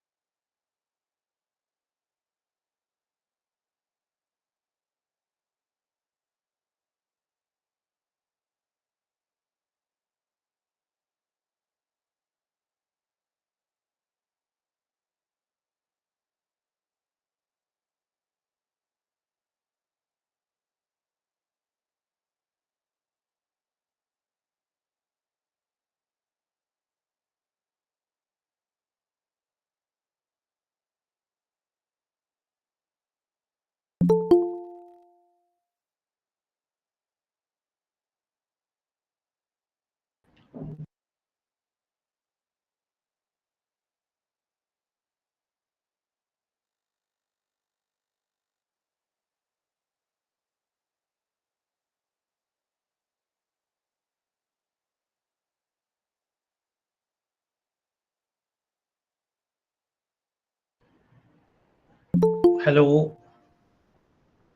good afternoon. Good afternoon, sir. It's Miss Neha. Yes, sir. Oh, so very nice to see you. Till now, I was talking to you Nice to on see you, phone. sir. Yes, sir. I had only talked to you on phone. So Yes, it is sir. the Yes, first sir. opportunity to see you in a camera, to a camera, like. Yes, sir. Yes, sir. Yes, sir. So are we waiting for some people to No, join, sir. or we can start? No, sir. Sir, we can start this session. First, let me introduce. A very good morning to all the researchers. Welcome to the second session of day 6 of 1 week faculty development program on IPR research and publication ethics and manuscript preparation. Today, our keynote speaker is Dr. Jailis Subhan sir, who is an assistant professor and head of the Institute of Amity University. Sir had 27 years of professional experience, in which 10 years in business development, worked in 3 multinational companies, 8 years as a standing counsel, appeared before various high courts, MPCG and Nagpur bench of the Bombay High Courts. Sir is also member of State Bar Council of CG and member of the Legal Education Committee Council of India. Sir is also a member of various university councils and committee. He has a specialization in IPR and business law. Sir is also a co-author of a book, Hans K. Kelson, Pure Theory of Law. Sir has published 20 research papers in international and more than 25 research papers in various national and international conferences. Sir's achievement cannot be summarized in this short of time period. Without taking so much time, I request Dr. Jelly Subhan sir to continue his session. Sir, please. Thank you, Neha ma'am. Before we start our discussion, actually, it's a long 6 days workshop, FDP. This is the last day, I think. Yes, sir. Today is the last. Today is the last day, and it is also the weekend. Yes, And sir. the session is just before the lunch break, right? Yes, sir. Or we have another session before lunch. So I know the kind of FDPs we have been into, and even I was as a participant as well as a resource person. So I know what happens during these hours, and after 5 days of hectic FDPs, and then again a person comes and do a lecturing on a given topic. So I don't want my colleagues to be in that dilemma of not frustration, I should say, of exhaustion, and they might be feeling exhausted by now. So let me make this very clear that I won't be lecturing to you people. I want a kind of discussion, and in that discussion, we would try to understand, because the area what Neha ma'am has given me to deliberate upon is related with the requirements of patents and copyright, right? But I would love to have responses from the participants. Before I start this story, let me have this response from you people. Is there anyone who belongs to the legal education, legal fraternity?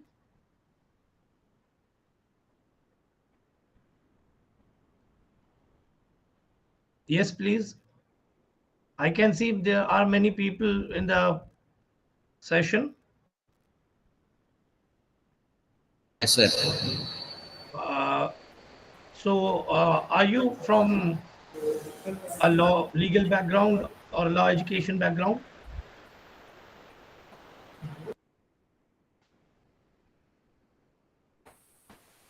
Please respond to what I feel that I am audible.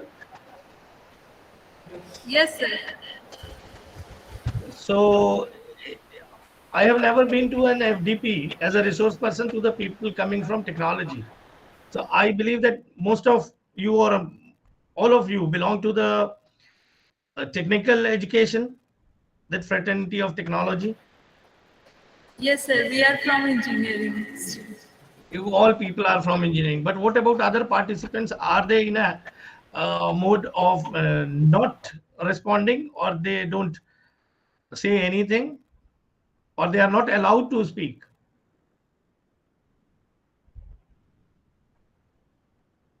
Because our story can go further if it is a kind of discussion session or session on deliberation, because lecturing is the oldest method which we may remember as a medium of learning or medium of instruction.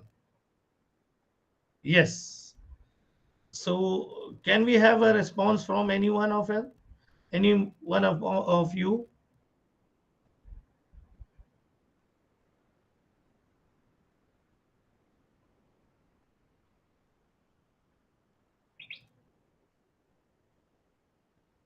So no one responds. Actually, is this how this FDP is being conducted? Neha ma'am, can you suggest me, because then I will have an idea how I have to proceed.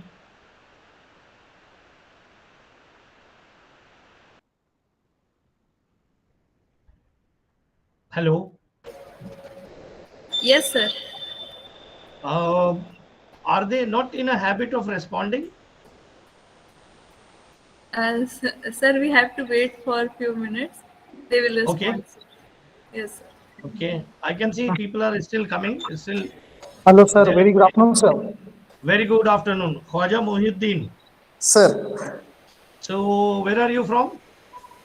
sir, I am from BIT Raipur, sir. BIT Raipur. Very nice to have you. Yes. So at least you are the first after Neha ma'am who responded. Sir, So sir. very nice. Good morning, sir. Good morning. This is Taruna Chopra from Kalinga University.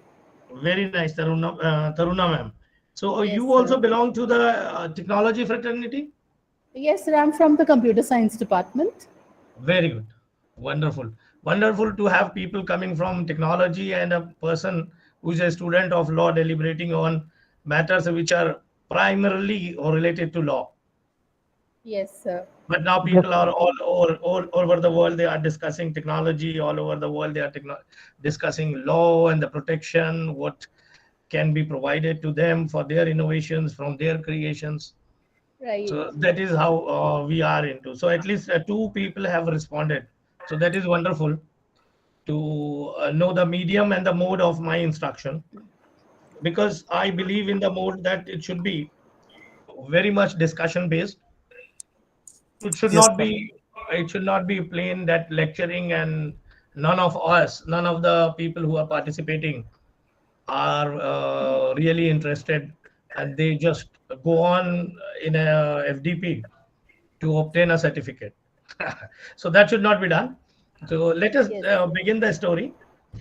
And before I begin this story, let me remind you. I think that most of us, all of us rather, I should say, remember the story of Dronacharya Yes, and sir. Eklavya. Yes, sir. What happened? What happened in that story? Can anyone tell us, or I should tell? So that story is about the relationship of a teacher and a student. Hmm? The student, he wants to study from a particular teacher, but he's Hmm? not able to. But still, he focuses in his mind. He Hmm? considers that he is my teacher, and then he practices, and then he's quite good. Like, and then he says to Dronacharya that yes, I am a student and I am good in this particular, that Ashwin. particular shiksha. Hmm. Yes, right. That particular skill, he's only good because he's the teacher. Hmm. But Arjun was like the favorite student of Dronacharya and he didn't want any other should be as good as Arjun. So he asked him for his thumb so that Hmm. he would not be as good as Arjun. So that's basically the story of this. Sure. Any other person would like to give this version, or any other version is also there? Sir, will and power should be there towards our goal, and whatever the Guru Hmm. says. So, in terms Hmm. of the benefit of the particular slave, so definitely he should follow, Hmm. and very few Hmm. will follow the instruction of a master. So, a lot Hmm. of concept behind the story, sir. Okay, fine. Let me tell you the story once again, maybe in a different way. There is a teacher, a renowned teacher of a particular skill, and in this case, it was archery. A student approaches, a person rather, we should say, approaches that teacher to learn that skill from that teacher. The teacher, or maybe the trainer, the teacher says that he is not able to take him as a student because of certain reasons. The student leaves with a disheartened, as a disheartened person, but he thinks that he can learn that skill by only watching the teacher training his students, and he will thus learn the art by only watching, and he will practice, and one day he will become an expert or become a master of that skill. And similarly it happens, but when the teacher comes to know that he is equally trained, equally skillful as the students who were learning in his class, he the story may be different, that he didn't wanted anyone else except Arjun to be the best in the skill, and therefore he demands the right thumb of this very student who had in fact learned and practiced that art by only watching the teacher training his students. Right? The story may be in the either way, what you have told and what I have told. But the question is, who was this teacher? The teacher was the person who was creating a knowledge. And this knowledge was determined for certain students, not for Eklavya or not for other students who were not in his class. Right? Yes, sir. Right or wrong? Yes, sir. Yes. Then the students who were there in his class were the authorized persons to learn that art from that very particular teacher. And like the story goes, Eklavya was not a student admitted in his class. That means he was not authorized to learn from that creator of knowledge. And we see that the first step of any learning, can anyone tell me what is the first step of learning? Desire to learn? Desire to learn. Obviously, desire to learn is something which is an internal aspect. But the external aspect, The teacher, copying. Copying is right? the first step of learning. Yes, Yes. And here, the copying which was done by Eklavya was unauthorized, right? right. And what is this intellectual property right? What everyone is discussing, deliberating upon, intellectual property right. It's a three-word term, intellectual property and right. Primarily, it is the work of, or it is because of human intellect. That is why it is intellectual. Second word comes as property. Property, what is property? Property is something which I possess and I have certain rights over that. Certain rights means to own, have ownership, to use, obviously to reuse, to transmit, that is to assign, to sell, and to even pass on to my successors. That is to alienate that ownership right. These come with the term of property. And the most important right which we have premised over, or which comes with this very concept of property, is a right to restrict. A right to restrict. For example, if I have a pen which I own, let me tell you, ownership is not necessarily something which comes along or which is necessary with a property. I can have a property rented, I can have a licensed property as well, and different ways which I can, from which I can obtain a property. But the property comes with the most important right, that is a right to restrict, that I have all the authority not to allow any other person to use my pen which I have under my ownership. That is most important right. And here the word right in the term intellectual property right is primarily having this very fundamental right which comes along with the property, that is to restrict others. Though it can be passed on, though it can be licensed, though it can be assigned, but majorly it is the right to restrict. Very similar to the story what we had we have discussed of Eklavya and Dronacharya. That without authority, without being authorized, no one can use this very intellectual property or this very knowledge which a person has created. That is what all about, what is it is all about, intellectual property right.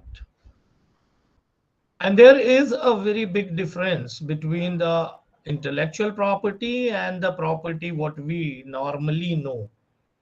What we normally know is the property which is tangible in nature. That means we can see that, we can touch that, we can hold that. Or in the case of land, we can even walk on that. But this property is intangible.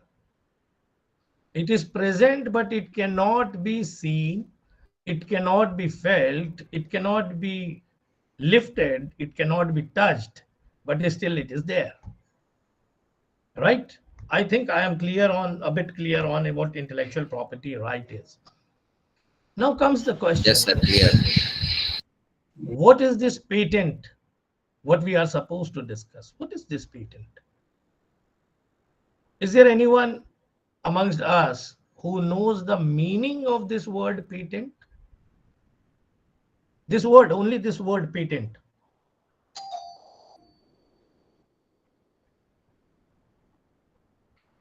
Any idea? Just a guess can be done, because we all are teachers and researchers. Researchers are there, right, in this gathering.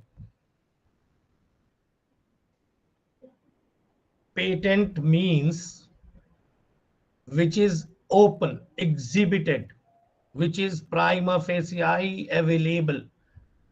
Patent. The opposite of patent is latent, which is hidden. So patent is exhibit. It's open. It's open means it's open in public domain, that everyone knows. Everyone is familiar with it. It is exhibited to the entire world. That is why it is said that this knowledge, which is patented, necessarily be in the public domain. Now a question arises. Then when we were saying that this is a protection given to certain, I'm using the word certain, inventions, certain creations of knowledge. And on the other hand, I am saying this patent means which is exhibited, which is available in the public domain. Then what kind of protection it is? Suppose that knowledge is already in the public domain. Then why? And how you can say that patent is a medium of providing protection to what has been created by the efforts of a person. Can we have any idea from those who were responding earlier? So that particular person can actually claim the ownership. It should Mhm. not happen that some other person gets the credit for something that someone else has invented. So if I have invented something, so I should only be able to claim the ownership and I should get the credit for it, not someone else who copies it or that way. Yes, credit. And what is this credit all about? Just The by having credit a can be monetary as well. Like if there are, it is like there are some monetary reasons related to that. So that can be one thing. Mhm. So it should not be like that someone else is getting paid for something that I have worked hard for. So Mhm. it contains my hard work, my blood, sweat, and tears, and then Mhm. someone else is getting credit for that, and maybe some monetary advantage also, and Mhm. it can be some respect also, right? So if Right. I do an invention and that invention later got a Nobel Prize, let's say, Mhm. and but I was not the one who was credited for that particular invention, and somebody else was credited. So that should Mhm. not happen. Mhm. So primarily it is related with three aspects. One was that you should have credit. That means it's a matter of recognition, Right. right? It's a matter of recognition. Secondly, you said of monetary. That means of commercial exploitations related to that invention. Whatever commercial benefits may arise should come to the creator of that knowledge. That is incentivizing. The purpose of patent is to incentivize the creator of that very knowledge. Thirdly, when I use the word that it should come into public domain, is related to the idea that it should benefit the public at large. Though you have created, that you have put in your efforts in creating those, or this very new knowledge or new invention you have created, but it should not remain only with you. It should also come in the public domain. That is the art of producing that very knowledge. the art of creating that very new knowledge should also come to the knowledge of the public at large. Therefore, these protections, which we know as patents, or any protection under that IPR regime, IPR, in fact, is not a singular right, but it is a bunch of different rights. We will come to that. Now, when it is to be exposed in the public domain, the inventor has to be incentivized. So the question arises, what kind of protection it is? The answer to this question is that it is a protection which will make sure that the inventor shall have a limited period to enjoy every commercial benefit arising of this invention. And in the case of patents, it is for 20 years. Similarly, there is another creation of knowledge which we also know as literary works. They are protected under another type of IPR, which is known as copyright. Is copyright for eternity or it goes in perpetuity? No. Copyright, to enjoy the fruits of your created work of art, is also limited. It's limited for the life of the author, and after the author, 60 years for the successors of that author. And after that, it is available in the public domain. Public domain means here that public domain is related with the copying, the adaptation, and the creation of those very created art which was protected earlier under copyright. And now let us come back to the idea of patent, which we started our story. Now, patent is a kind of IPR. It is not the kind of IPR, but a kind of IPR. And there are 7 different IPRs created by law. That is, there is a particular statute, a legislation made by the parliament of the country, which provides for protection of these intellectual properties. 7. But there is one 8th IPR, 8th creation of knowledge, which is not protected by a law, by a statute. Rather, it is recognized by the courts of our country.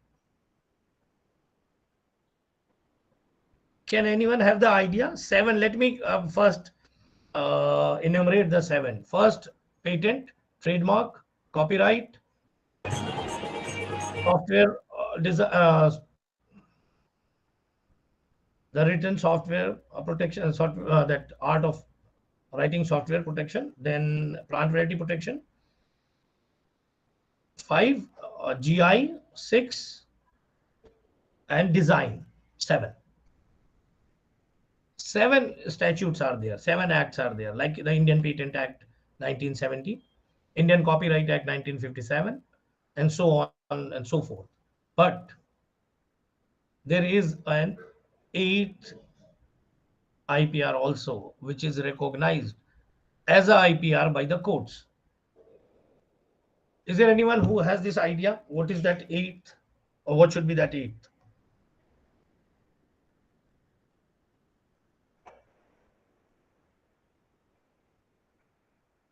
Software, that is layout, I have said. That is Semiconductor Integrated Circuits Layout Design Act of 2000. Apart from that, there is another intellectual property which is recognized by court. Do you have any idea? No. Trade secret. Have you ever heard of this word, trade secret? Anyone?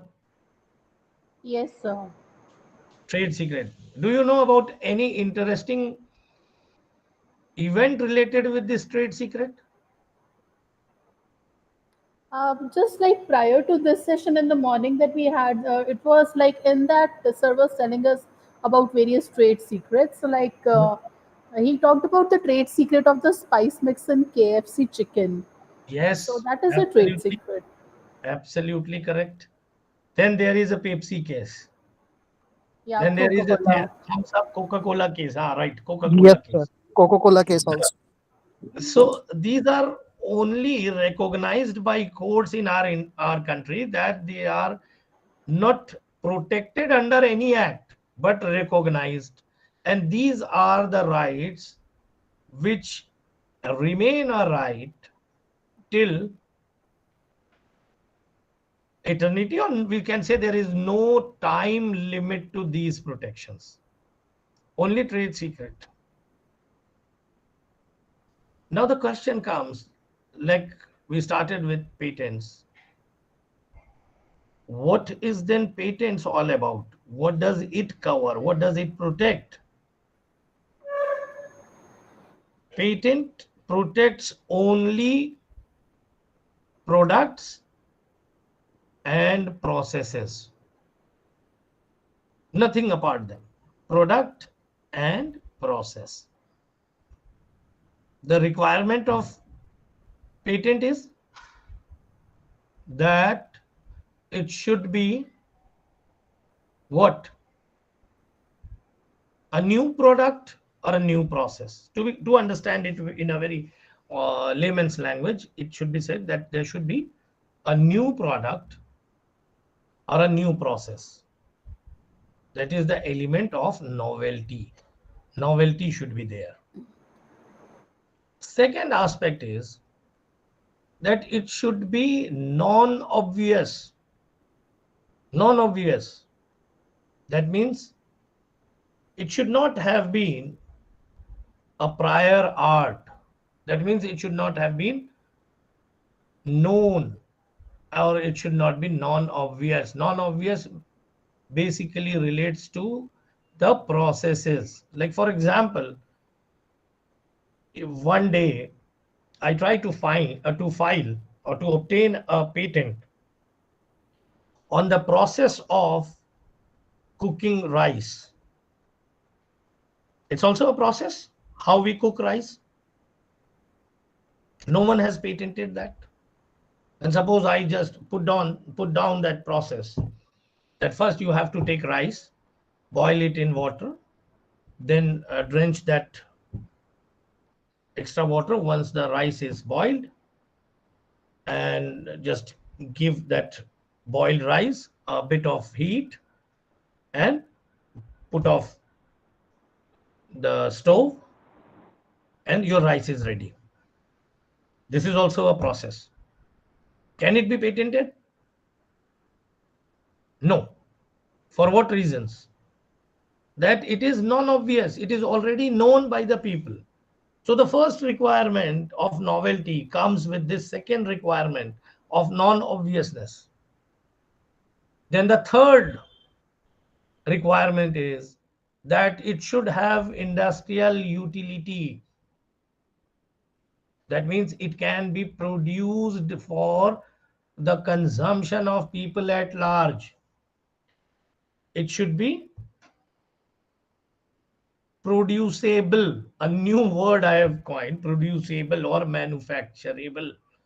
It could be made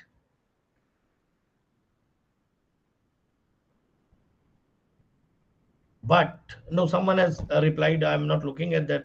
And in the last session, the last part of our session, I will definitely devote some 15 minutes for the discussions from you, and we will be trying to answer your queries. So let me finish up with this. The requirements of patent is, first is novelty. That means there should be an inventive step. something new must have been created. When I say inventive step, that does not mean that it should be an invention altogether, like what we say of revolutionary inventions. Revolutionary inventions means, for example, invention of wheel is revolutionary. There was no idea before that there can be a wheel. Similarly, when we said the invention of electric bulb or even electricity, that is revolutionary creation. And second is evolutionary creations, evolutionary increment to the existing knowledge. That means how it gets evolved, evolutionary process is there, it develops. So the development can also be evolutionary in nature. For example, when the wheel was created, it was used as a mode of transport or traveling. Car mein aa gaya. Then earlier we had wooden wheels, then metal wheels, then now we have more sophisticated wheels, alloy wheels, then tubeless tires, etc. etc. So these all are evolutionary in nature. And even then, there is an inventive step involved in these evolutionary inventions. Therefore, it is also protectable under patents. And what has been created is a product. Like this wheel is a product. But the process of manufacturing this kind of wheel is also patentable as it is a process.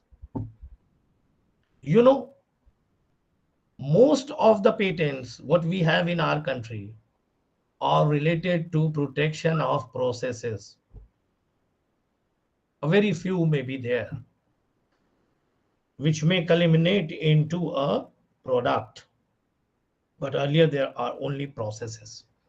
So these processes are also protectable. And what is the duration of this patent? The duration of this patent is for 20 years. And most interestingly, you know, in the field of pharmaceuticals or biotechnology, for example, a pharmaceutical company or a researcher in a biotechnology lab creates a medicine, antipyretes for lowering down the fever, the temperature of body. And then he adds upon another molecule which acts as an analgesic to reduce pain. Then again, it can be added with another molecule which may take care of cough or cold. So the first product, when that pyretes or paretics, whatever it is called, was created, it was patentable. Add on to that was again patentable. Again add on to that was again patentable because of the very cause that it was having an inventive step involved, an incremental knowledge was there, therefore it was patentable. So I hope till far I am clear on what is patentable, what are the requirements for Yes, sir. getting a or a process to be patented. Now there is another story. Then what is copyright?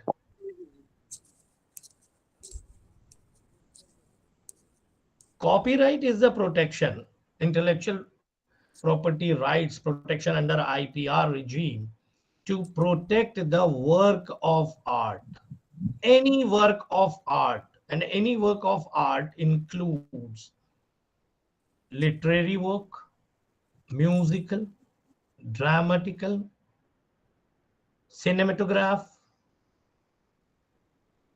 painting, and even creation of designs. So it is a bit confusing that how a creation of design can be protected, but it is protected under copyright because whenever, for example, take an architect makes a drawing of a building on his worksheet or on his drawing sheet, then that drawing sheet or that drawing is protected under copyright. And when that final product is ready, it may be a furniture also, not necessarily only buildings, a furniture also, or any other uh, work of art, sculpture. These are all protected under copyright. So two protections are there. Once when it is on the paper, it is protected under copyright. And when the product comes into existence, that product is also protected under Designs Act, not patent. Can anyone tell why not patent?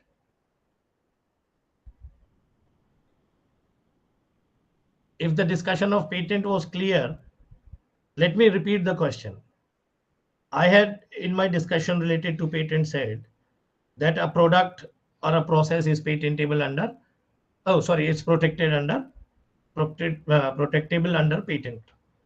And now I'm saying that an architect has drawn a certain design of a mall. The drawing sheet of that architect is protected under copyright. But when that very design comes into existence, like that very mall comes into being that has been constructed, then that design of that mall or that very mall is protected under the Designs Act, not under the patents. Whereas I had said a product is protected under the patent regime. Can anyone answer that why it is so? Then it will be clear for me that you have got at least some idea of patent what I have been discussing.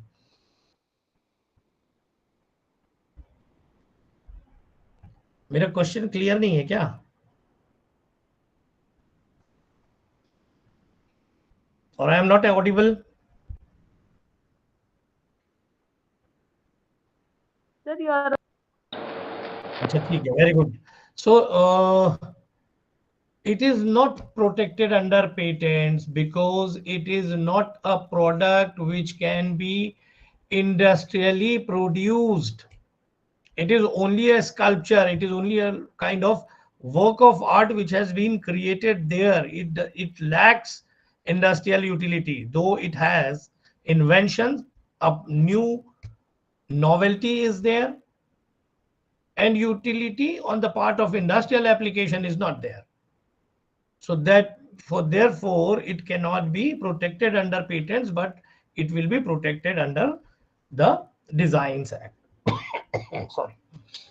Now come back to the idea of copyright. Copyright is available for any work of art.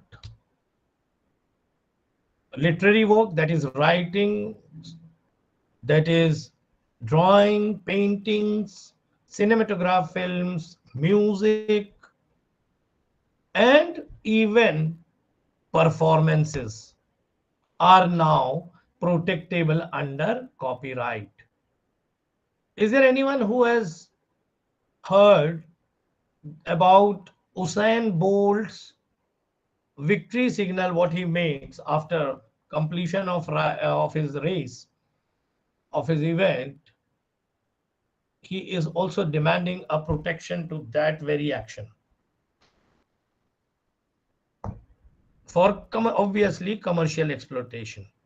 The whole idea behind IPR is to get benefited from commercial exploitation. That means the whatever earnings can come.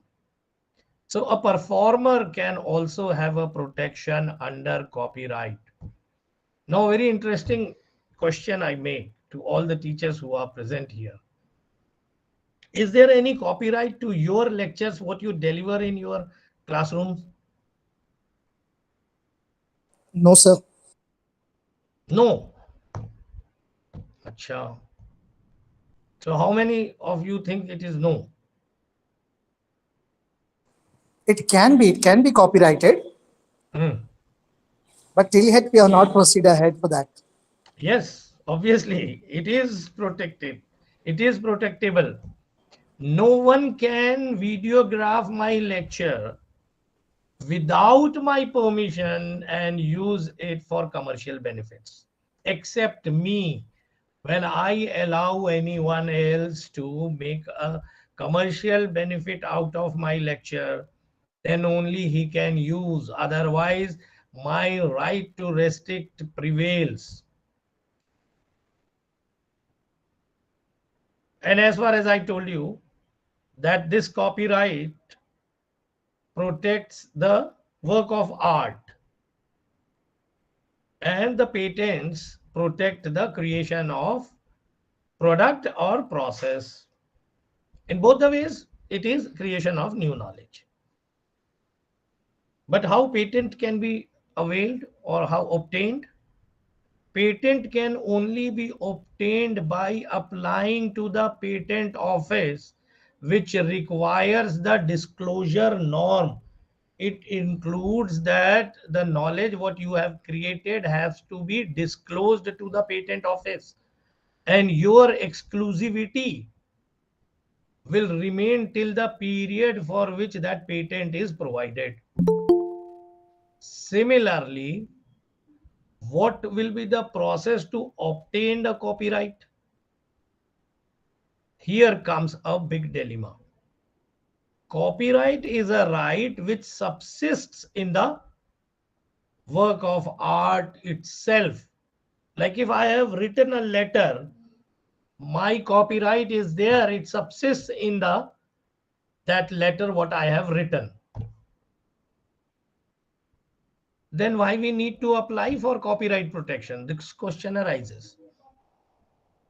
The only purpose of obtaining a copyright certificate or to obtain a copyright protection for my work of art is to exclude others by having a prima facie evidence that I am the owner of this book, I am the owner of a work of art, maybe a sculpture, maybe a painting, maybe a drawing, whatsoever it may be, and it only provides a prima facie evidence.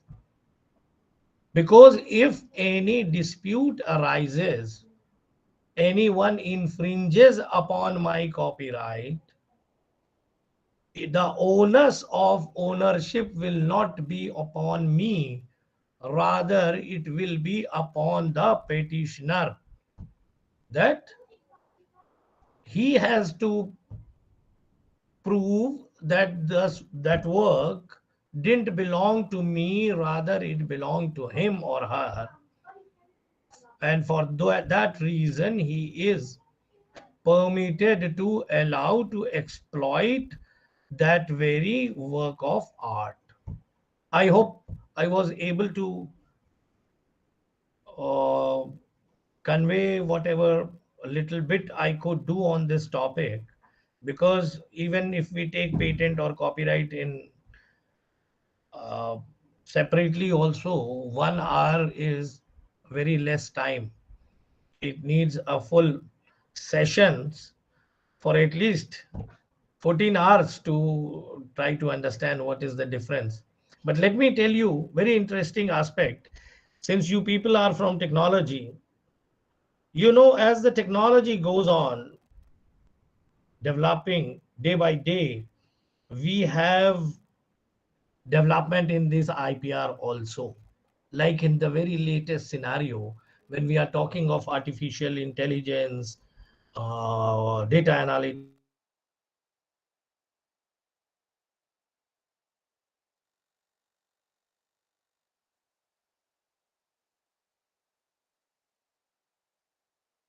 let me ask you a question. Whatever will be created by the artificial intelligence will be protected. Do you have any idea? Suppose tomorrow artificial intelligence creates something. Who will be the owner? Because artificial intelligence is no person. These questions remains to be answered in the by the IP regimes. Similarly, there was no concept of celebrity rights, no concept of performance rights, but they evolved. So IPR is something which is evolving day by day, and it will grow along with the technology. And there is another interesting aspect to inform you people from technology. Suppose you have an idea about certain invention, but you are not in a position to create then that invention, to create that product, or to complete that process and find out whether it is workable or not. But even if you write it down on a paper and get that paper copyrighted, then this very idea what you have today written down in a paper will remain as a copyright, and it will definitely provide a protection from copying of this idea, because ideas are not protected, but the expression of ideas are protected.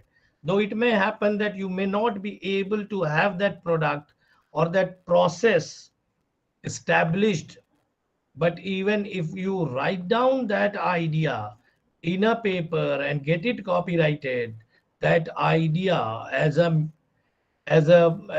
expression of your idea, that paper will get protected and your idea will remain protected. And this is what most of the scientists of Europe and even America have done. They have jotted down their ideas, maybe very abstract ideas, and they have created a very abstract process which may be or may not be doable, workable, but they have that protection that tomorrow if you create something similar based on their ideas, they will succeed in obtaining a patent. So this is something which every one of you from the technology fraternity can explore. So I think it is almost 12:54. I'm so sorry. I wanted to have some time for discussion to answer your queries. So okay, let us start with your queries. Right, Neha ma'am, if you permit, should I do this? Or any other participant?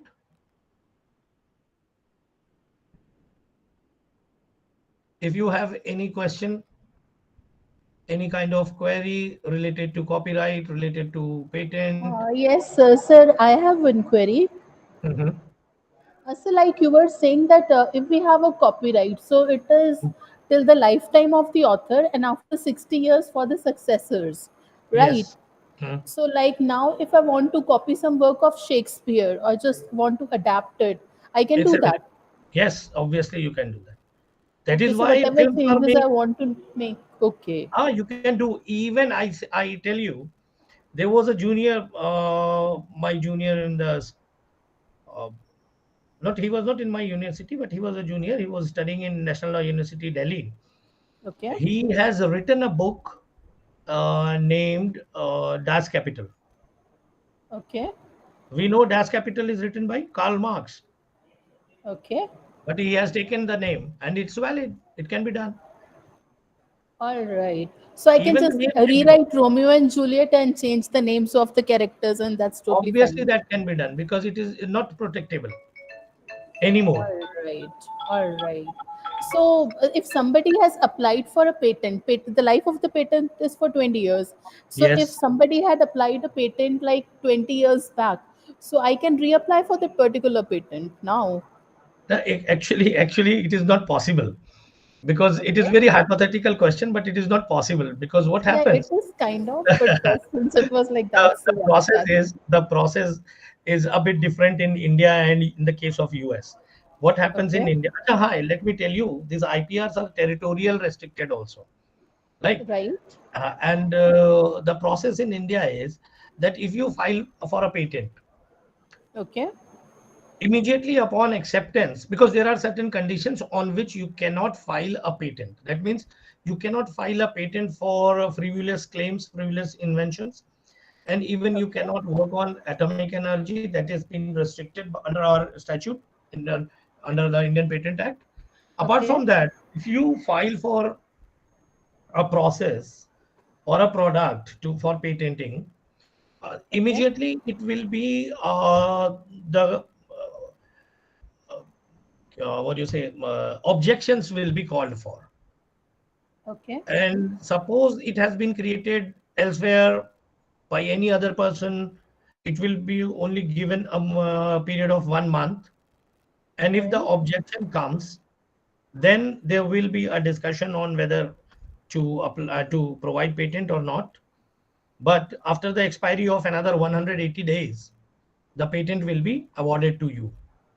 Okay. So it is not possible in India to have a kind of 20 years long time, and then after that you can apply. So that becomes very hypothetical. It is not possible, but maybe it may be. But even if it is again filed after 20 years, the Okay. previous filing status will be checked upon, and it depends upon the patent office to provide you a patent or not, right? All right. All But right. in the case of US, in the US patent office, the moment an inventor applies for patent of any product or process, immediately the patent is being awarded, and then thereafter objections are called for. All Like right. you people might be aware of that there was a patent filed for Turmeric. haldi, Yeah, filed turmeric. for basmati, filed for neem in Okay. US Patent Office, USPO, and Okay. immediately it was granted.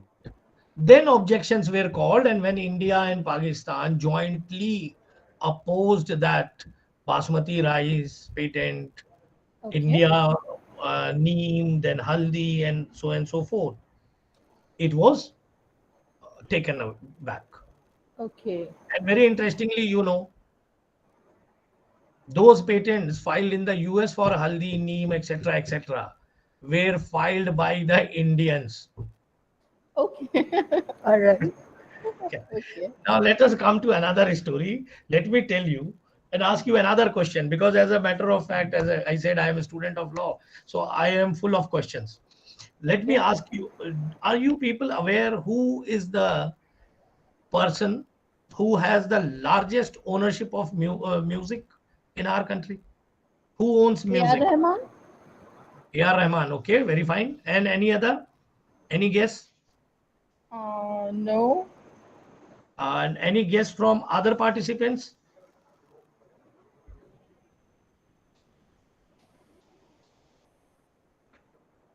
Acha.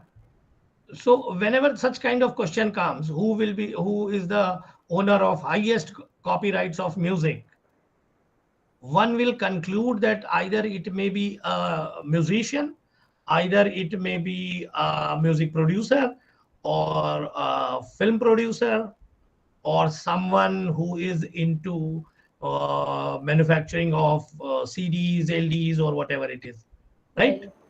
Gramophones company, right? Right. But no, the company which owns the highest rights on music is Airtel, which is Okay. a telecommunication company.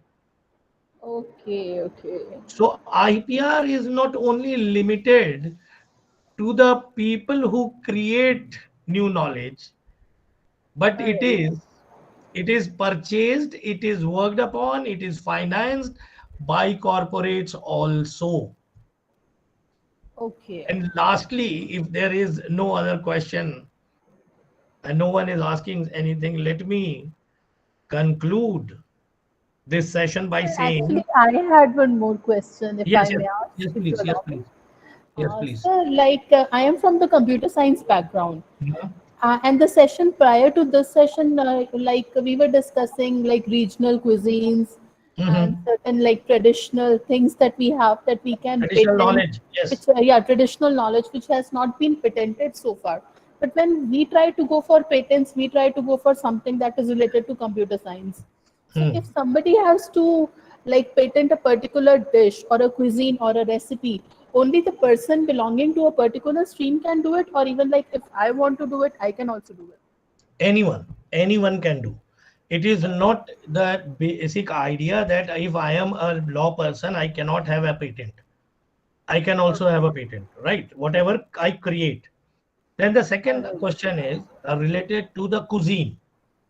Right. The cuisines cannot be patented per se. Cuisines can be protected under traditional knowledge because All right. cuisines are not invented by me. Rather, it belongs to the whole community. Right. Okay. It's a community right. Like GI, if we say of geographical indications, like for All right. example, Kosa silk has got geographical indication protection in Chhattisgarh. Hmm. Right.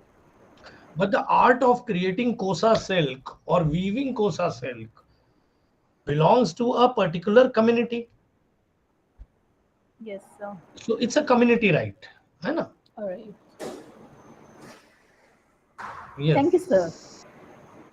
So is there anyone else who wants to ask something? Though it was very short, but I was very encouraged by at least some of the responses. Sir, I appreciate your presentation, sir. What are Thank the you. things, Thank you so much. what are the things you have been covered in this session? It was somewhat different with remaining sessions in this FDP. Thanks a lot, Thank you sir. so much. Thank you so much. And let me conclude with saying a very interesting observation. In fact, this observation was made by my teacher, Professor Dr. Gayoor Alam at the National Law Institute University. He's the chair IPR. And he taught me, and it is his observation that IPR is neither for genius nor for idiots, but it's only for people of common intellect, average intellect. And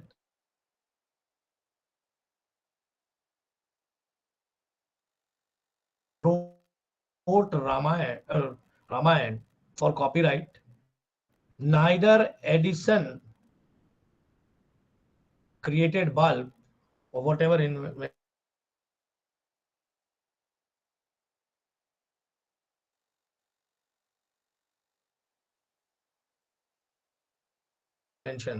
painted Mona Lisa for a copyright.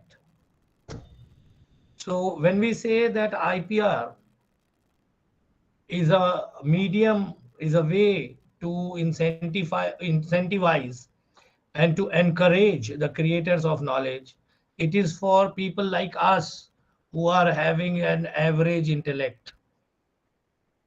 So that is what I wanted to communicate. Thank you so much. Thank you, everyone. Thank you, sir. And Neha ma'am, are you there?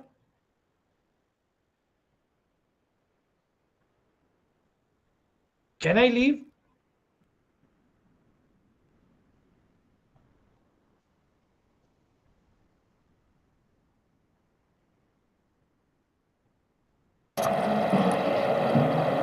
Thank you so much, sir, for very interactive session. Now I would like to request all the participants to wait for 10 minutes for valid. Thank you. Thank you. So I can leave, right? Yes, sir. Yes, sir. Thank you. Thank you so much. Thank you, sir.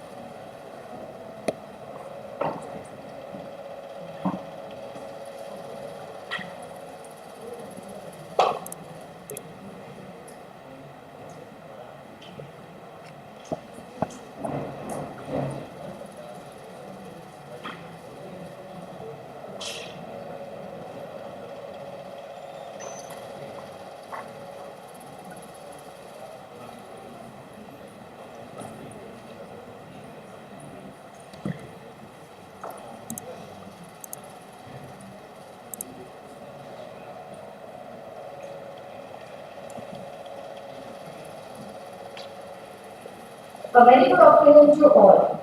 It gives me immense pleasure to extend to you a very warm welcome on behalf of Department of Research and Development, DIT Raipur, who has clubbed all of us in this gathering for the Faculty Development Program on IPR, Research Publication Ethics and Manuscript Preparation during 22nd August 2022 to 27 August 2022. I would like to welcome our Director, Dr. T. Ramarao, and the dignitaries on dais, Dr. R.K. Mishra Sir, Dr. Vikas Dubey, Dr. Mohammad Khwaja Mohammedin, Professor Abhinav Shukla, Professor Neha Sharma, and Professor Hemant Verma for their gracious presence during this valedictory session. Now, we would like to request all the dignitaries to come forward, lighting the lamp before Ma Saraswati. Sir, please.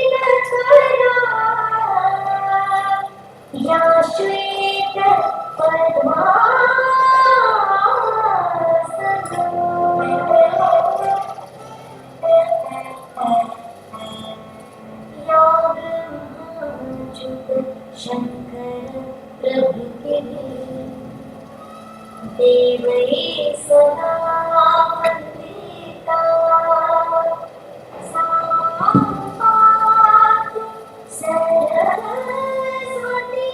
Bhagwati निःशेष जाड्यापहा।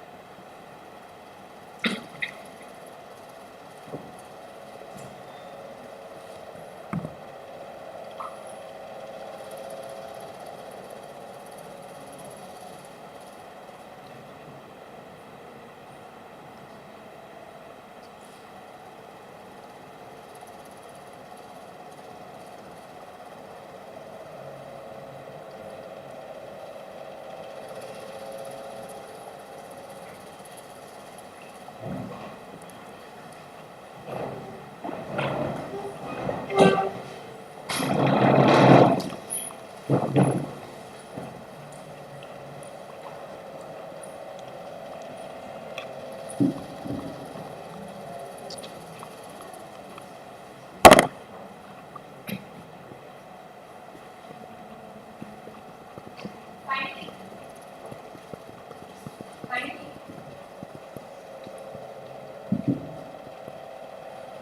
finally, we have come to end of this 1 week faculty development program where we all have been contributed ourselves in one or the other way. But to know in detail regarding the same, I would like to invite the convener of this faculty development program, Professor Neha Sharma, to enlighten us with few glimpses of this FD. Neha ma'am.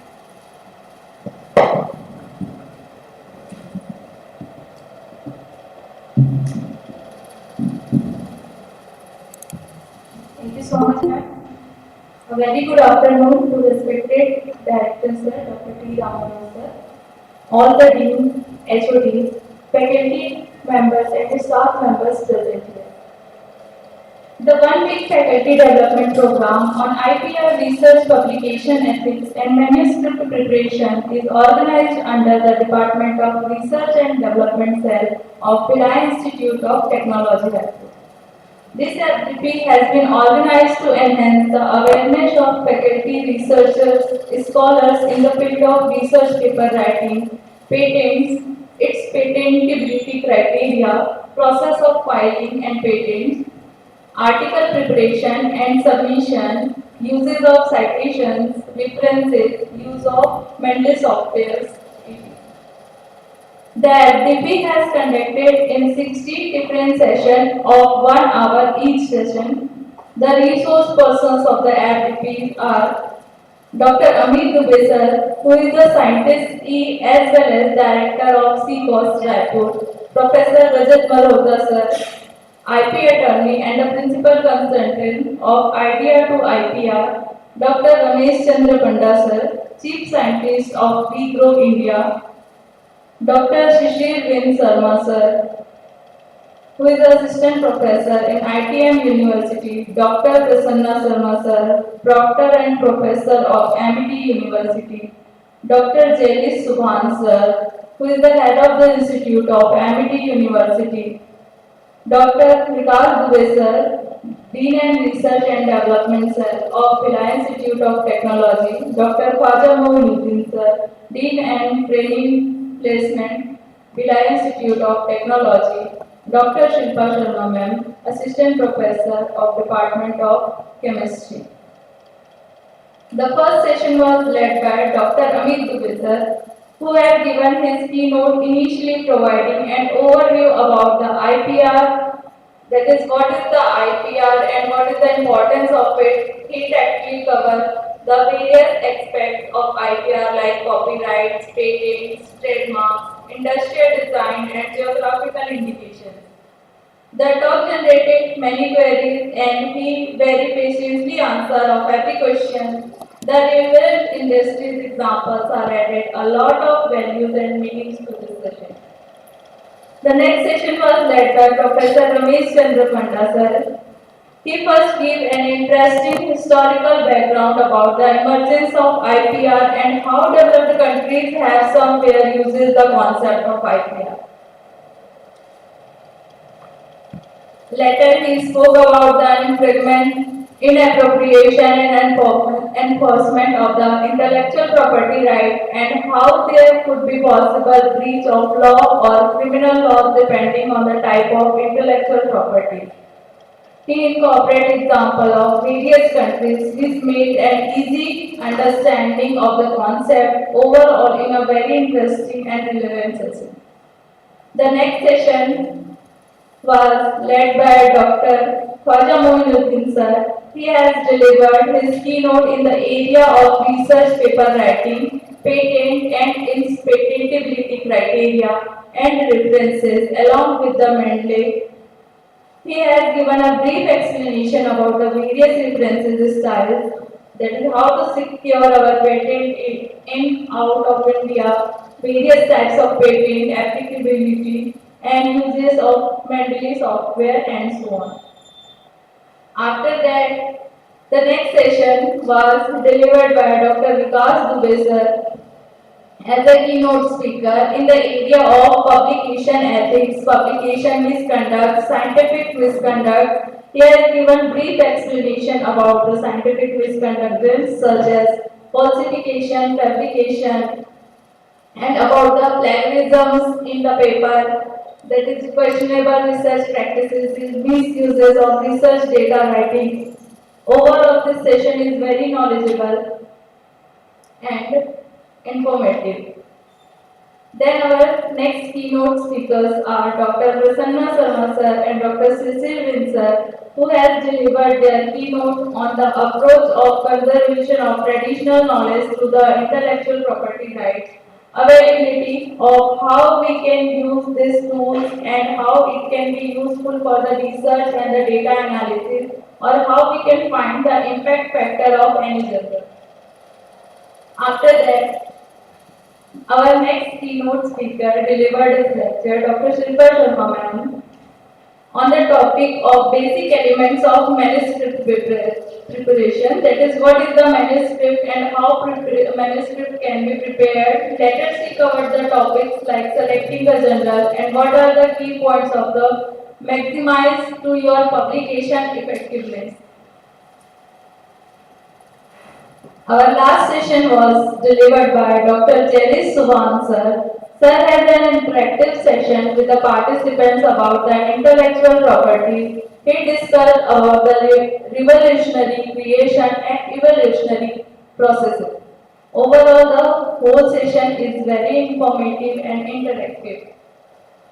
In the end, there was a question and answer round which gathered a location. As academicians, this session made us aware about the legal aspect of IPR2 and how we can safeguard our intellectual property.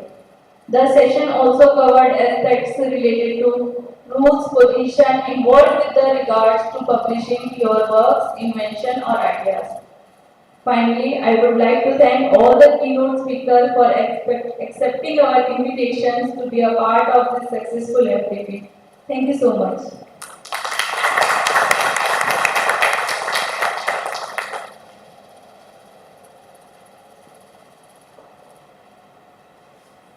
Thank you, Neha ma'am, for giving us a brief overview.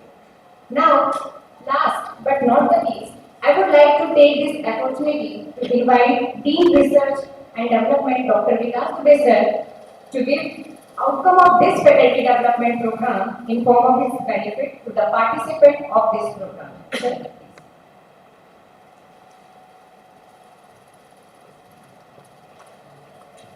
Thank you very much, Rasmina.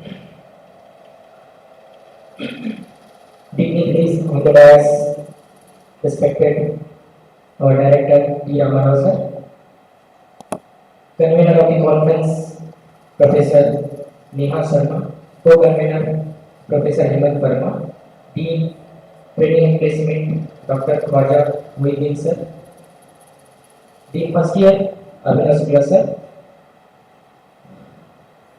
faculty members and all the participants. Good afternoon to all. In this 6 days faculty development program, I think all our faculties and participants enjoyed the sessions. Last 2 sessions are very interactive by Prasanna Sarma sir and one professor from IPR, Amity University, and they will interact related to our Indian traditions up to IPR. How we can correlate our Indian traditions, how we can correlate Indian culture, and what is intellectual property rights. In first day, Dr. Amit Dubey, sir, from Chhattisgarh Council of Technology, Raipur, and he is scientist and joint director of CG Cost. And his session is very interactive. They will interact with us and told how the council, Chhattisgarh Council, help us for patent. And I would like to request all the faculty members to join and write a proposal for innovation and patent policies. And he will help us for some funding. I would like to share 2 of my experience related to research and publication ethics. Initially, I have started my research career in 2009, and one of my friend from IIT Raipur, he is pursuing his PhD from Pandit Ravi Shankar Shukla University, Raipur, and he also suggests me as a reviewer for their paper.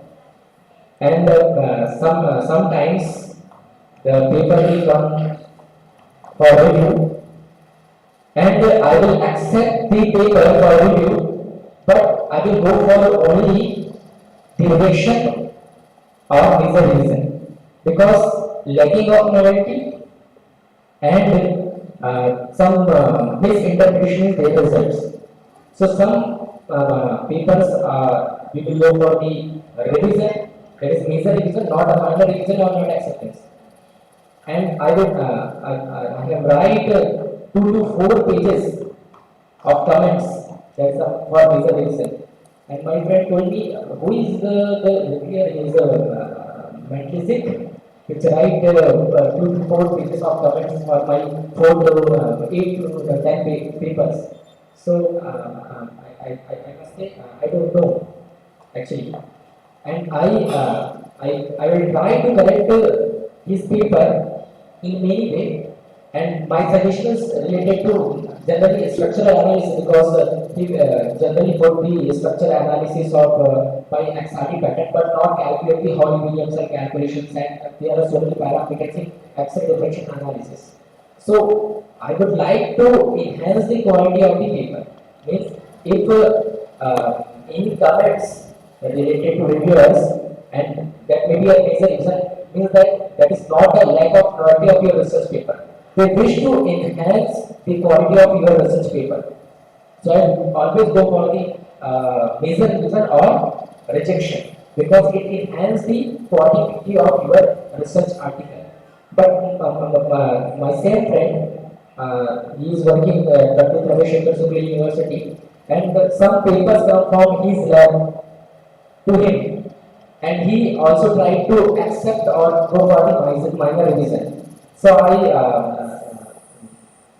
find the gaps and see the trick that their article, his lab fellowship article, was retracted in last 2014 to 2020. His 12 articles are retracted, but my friend's article is still yet not retracted due to because of the reviewers policy or the ethical policies. So that is my one way. And second, in 2016, after my engagement, my wife's paper will come to review. Okay, and I am the co-author in that particular paper. But she is not informed to me that I am the co-author in that particular paper. So I was declined the request from the publication house or from the journal. I am unable to review that particular paper because I am the author of this paper. So these are two incidents. So you will be ethical in your research and you will definitely succeed in your research career because that of that particular reviewer, I will always go for the major reason. I am the associated editor of that particular journal, that is the Journal of Radiation Research and Applied Sciences, published by Elsevier, and its scientific fact factor is near about 1.7, and he is this journal is ESCI. So my suggestion is that you will go for the ethical research and definitely you will be succeed for your research career. So in this word, I must congratulate to our co-research team member and organizers, also technical committee accounts department for the successful conduction of the what we FDP program. Thank you very much.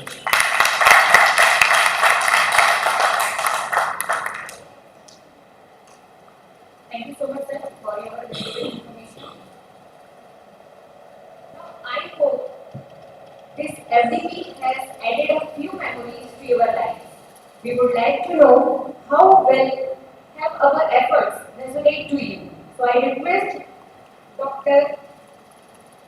Sorry, I request Mrs. Taruna Chopra to give us feedback on this faculty development program. Thank you, ma'am. I would like to extend a very good afternoon to all the respected dignitaries, and I would like to congratulate BIT Raipur for organizing such a wonderful 6-day FDP program.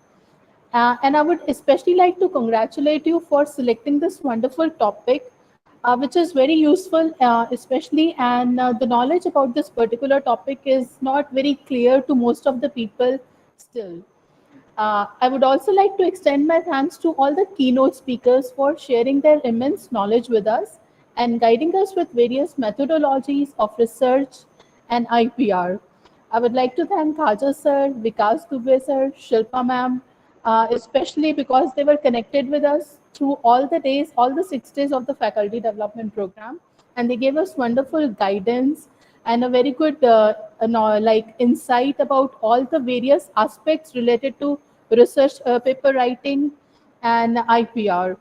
And I would also like to thank Prasanna sir and Subhan sir for their wonderful guidance.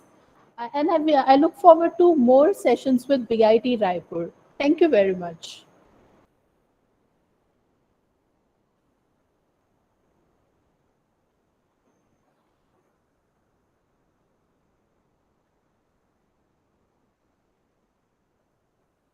Lead of this faculty development program, none other than our director, Dr. T. Rama Rao sir, for his opinion on this auspicious occasion. Sir, please.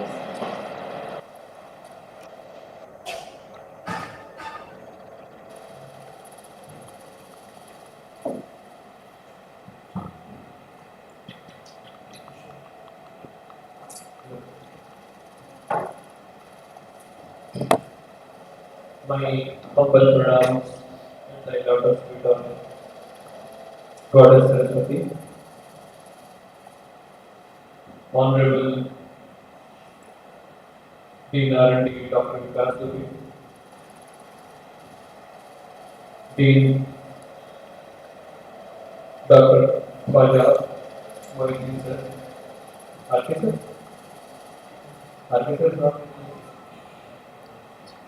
Dean First Year Abhinav Shukla sir, all the head of departments, faculties, staff, and our accounts officer, and important guest, Ms. Sanghuyu Mishra, sitting on this occasion. As I'm sorry, convener Professor Neha Sharma, co-convener Sriman Vermaji. I must congratulate convener and her team for successful completion of this FDP. And on the first day, I have attended this FDP with Amit Mishra's resolution. Really, wherever you sit, you will always find that everything is new. It is not fixed. Today something is there, tomorrow it will change. So that has been observed very carefully because I have attended Dr. Amit Dubey's speech many times, but every time there is a change. Because research is changing day by day, but basics are same. As Vikas Dubey sir has rightly said, there should be ethics in the research. And with the internet availability, the data availability, so many of the people are copying the text and copying the matter. So for that also there is a check that what is that? Turnitin software is there where you cannot copy anything from. So now research should come from your mind. As yesterday, I heard somebody, he told that for doing a work is of 1 hour, let us think for 55 minutes. 5 minutes is sufficient to solve the problem. Usually what happens, people start solving the problem from beginning, so it will come to no solution at the end. So let us think many times to solve a problem, and then you put your brain on that to get the result. Research is also like that because when I did my research, I wasn't fix how to do it. So then my guide Dr. Push Pandit has guided me, and I did my research in the lab. It was very interesting, very challenging because I took 5 years to complete my thesis. That was the last year, it could not able to do that, it was on labs. So, and one more thing I want to add to it, that you should forget yourself when you are doing the research. Who are you? What is your position? Then only you can do something. And I was not knowing about the publication of the paper. My guru, late Dr. D.S. Bal, he told me that let us publish a paper in 1988 on my work on that project of the final year. He asked me to prepare a paper, and that paper I prepared on forecasting the future demand of one problem, and it was published in AMSC, France. So simply I thought that something you will write and somebody will publish it like that. But later on, when actual research started, so I found that it is very difficult. And moreover, I have given emphasis to my faculties and others that research is the only way where you can be identified in the market. Not result, not placements, they are secondary. But research of any institute give you credentials in the market. And you know that earlier nobody was not knowing that NIR. Now everybody is trying for NIR and NIR or MBA or any accreditation. Everybody will see what is your research, what is your contribution to the research, how many patents are there, how many books are published. So the whole credential goes to the research only. So that's why I asked my R&D team to go for FDPs and research. So they told that before going to research, we should know what is IPR, what is ethical writing, everything. Because all these things, when you know, then only you can go for good research. So they have successfully done. I must congratulate Professor Neha Sharma and Hemant Verma under the guidance of Dr. Vikas Dubey for the excellent work. And in spite of time schedule also, they have taken care of it and they have completed this every in 5 days. And I also must congratulate the participants, as Karina has told me that 45 participants, 45 participants have taken their participation in this, and out of this 45, two are from the other district. So I must congratulate to them also that this activity will give a guideline for your future research. And I hope that with the pledge that this is the beginning of our research and we'll continue. And when you do this, so sometimes we'll go for sponsored projects from the outside and then we can generate the revenue from this system, college and yourself also. So with this, again congratulating the team and with the hope that my faculty will involve themselves in the research and will come with a good result. So thank you for all the organizer and congratulations. Thanks.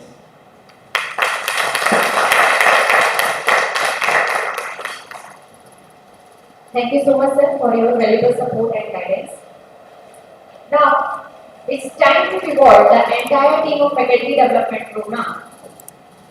I request all the participants to come one by one according to your name to receive your certificate. With this, the first certificate of participation is Dr. Ethicsand Bhatt.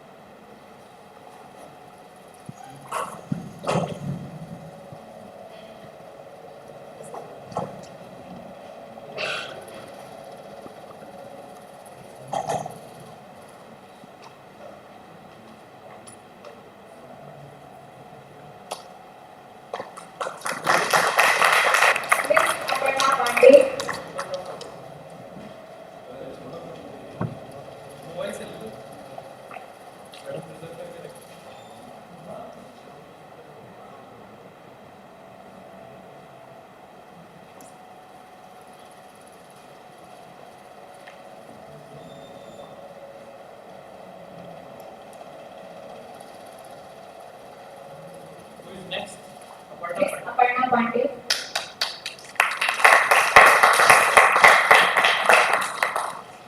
This is Tejasvi Hall.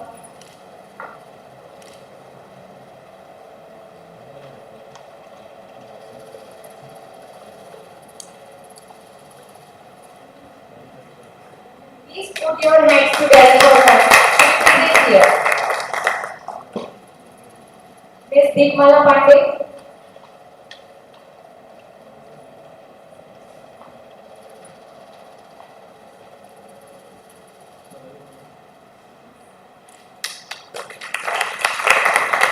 This is Ritu Tiwari.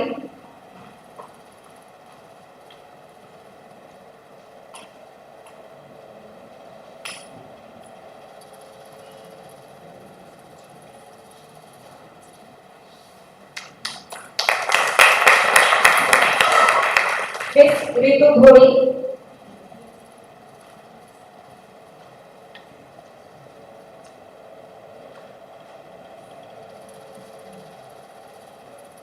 Mr. K. Ganpati Shivas Sharma.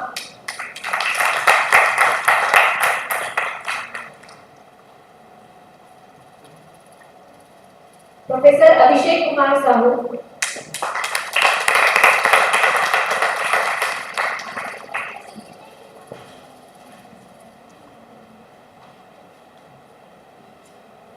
Professor Dileshwar Kumar Sahu.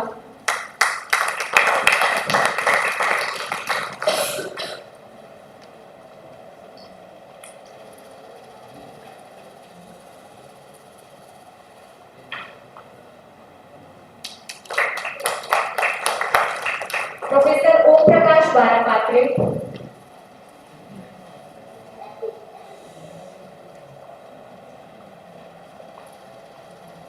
Professor Manoj Kumar Pandey.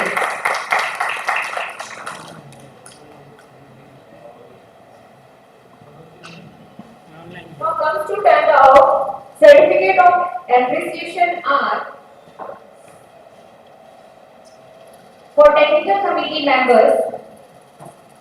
Mr. Narendra Devangar as an IT coordinator.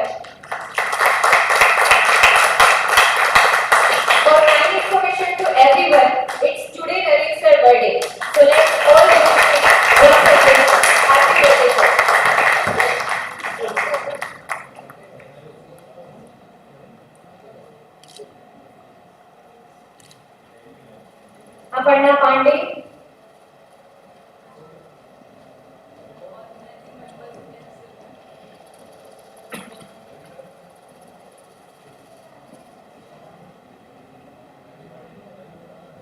Vinod Kendre,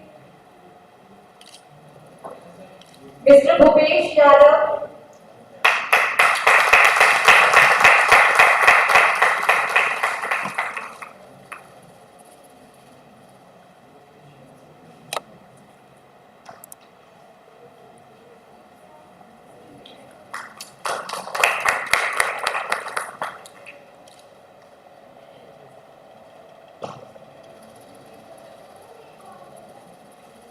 Mr. Vicky Kaushik,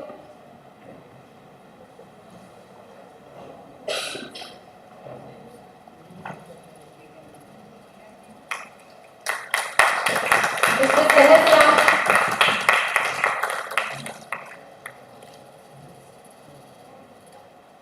Mr. Anant Dubey,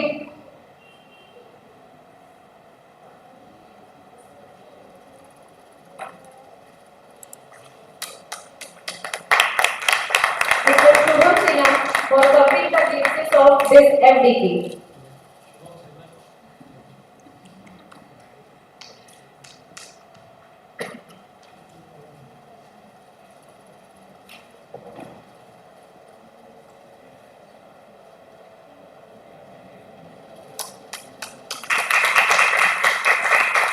Mr. Vishnu Naidu for his consistent support in managing the audio facilities smoothly without interruption.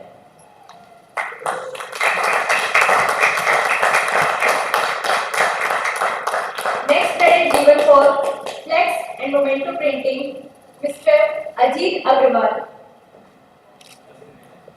Dr. SSK Deepak,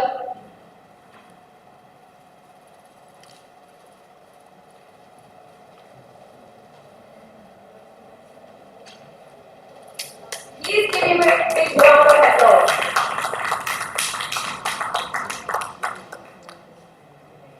Next, Treasurer Committee, Mr. Vaibhav Gupta,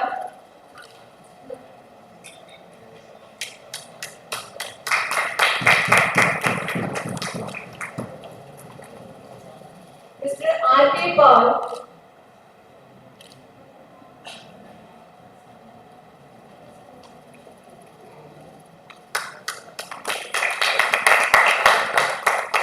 next come turn of Registration Committee, Ms. Ritu Bhoi,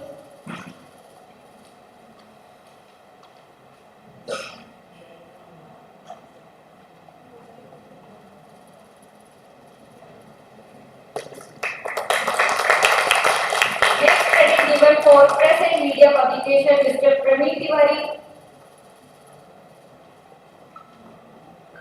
Mr. R.S. Panikar. Next credit given for venue preparation, Mr. Jaideep Devakar,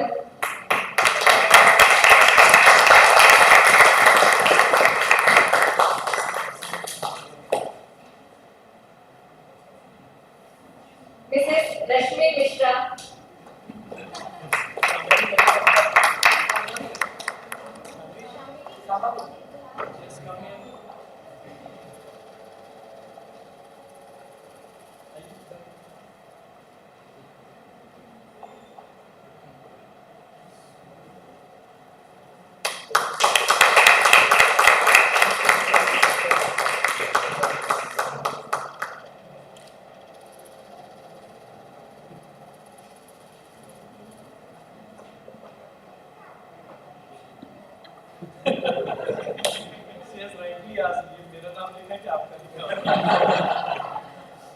next come turn of Attendance and Feedback Committee, Mrs. Tejasvi Moore,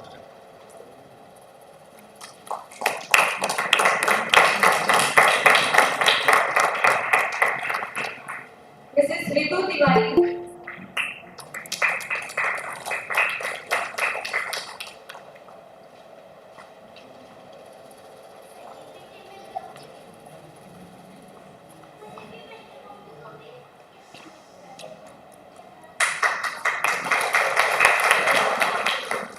now certificate of appreciation for core team organization organizing member of this faculty development program.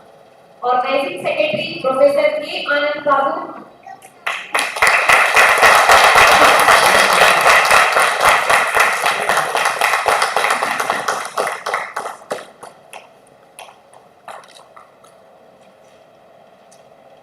Co-convener Professor Hemant Verma.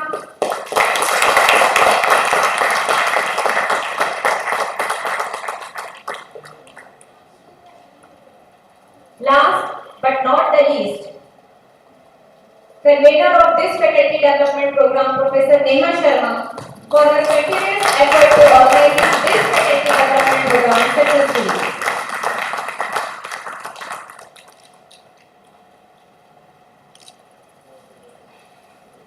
Now, certificate of honor for the expert who has taken their precious time for their busy schedule as keynote speaker. Along with this certificate, they are also being honored with a token of respect in form of memento. I would like to invite Dr. Vikas Dubey, Sir Dean Research and Development. Please put your hand together for his presence here.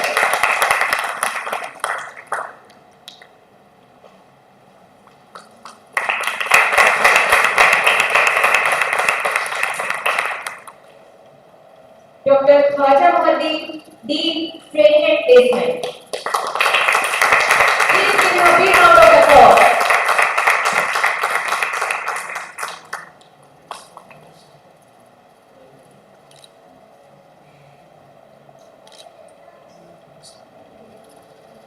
Now, I would like to request the convener of the program, Professor Neha Sharma ma'am, to present the token of the gesture to Dr. T. Ramarao sir for his emerging support and consistent follow-up in completing this faculty development program successfully. Please put your hands together.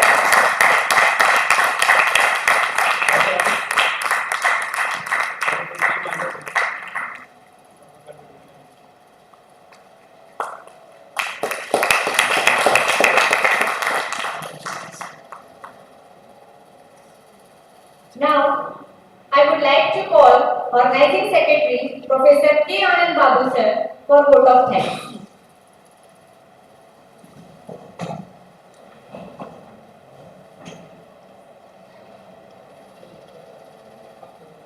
Thank you, ma'am. Thank you, ma'am.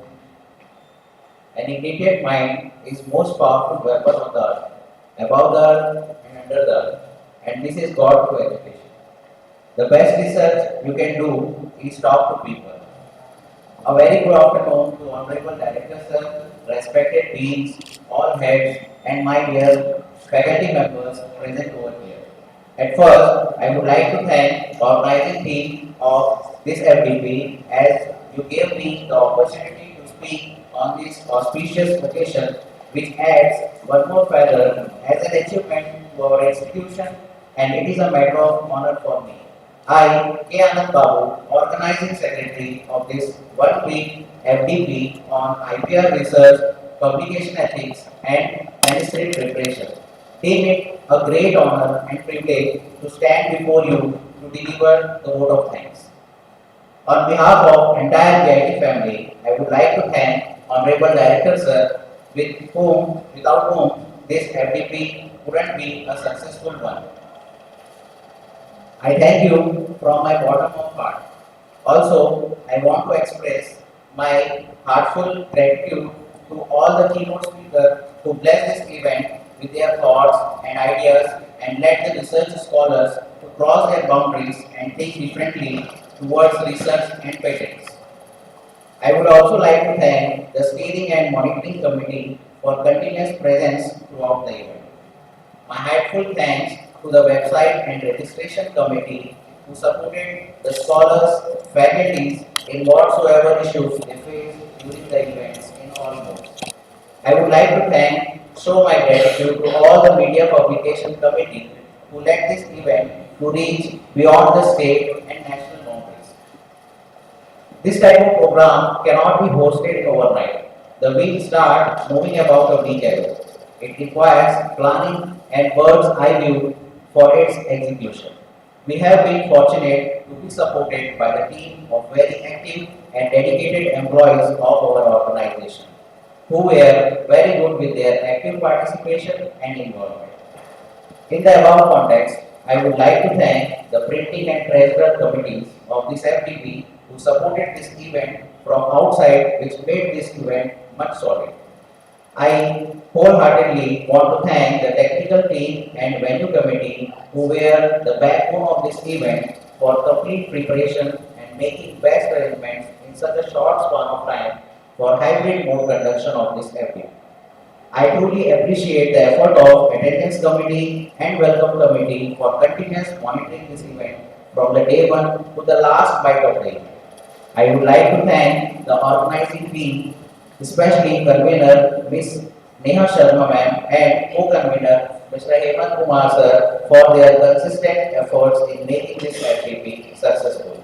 I would like to congratulate R&D team for their successful involvement as an odd support in coordinating the FDP smoothly. Last but not the least, I would like to thank all the research scholars for showing their interest in this program. I once again like to thank one and all who supported directly or indirectly in organizing this FDP program successfully. In the end, I want to conclude with Jai Jawan, Jai Kisan, Jai Vigyan and Jai Anusandhan. Thank you.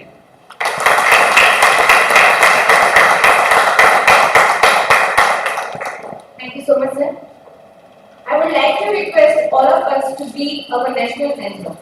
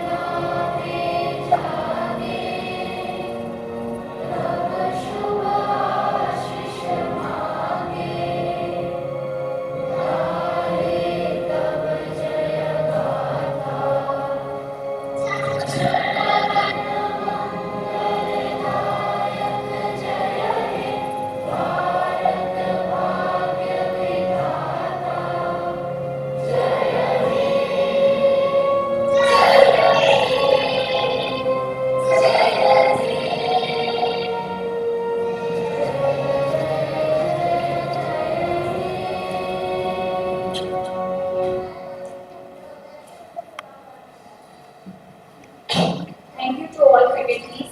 Please proceed for hiding. In the front.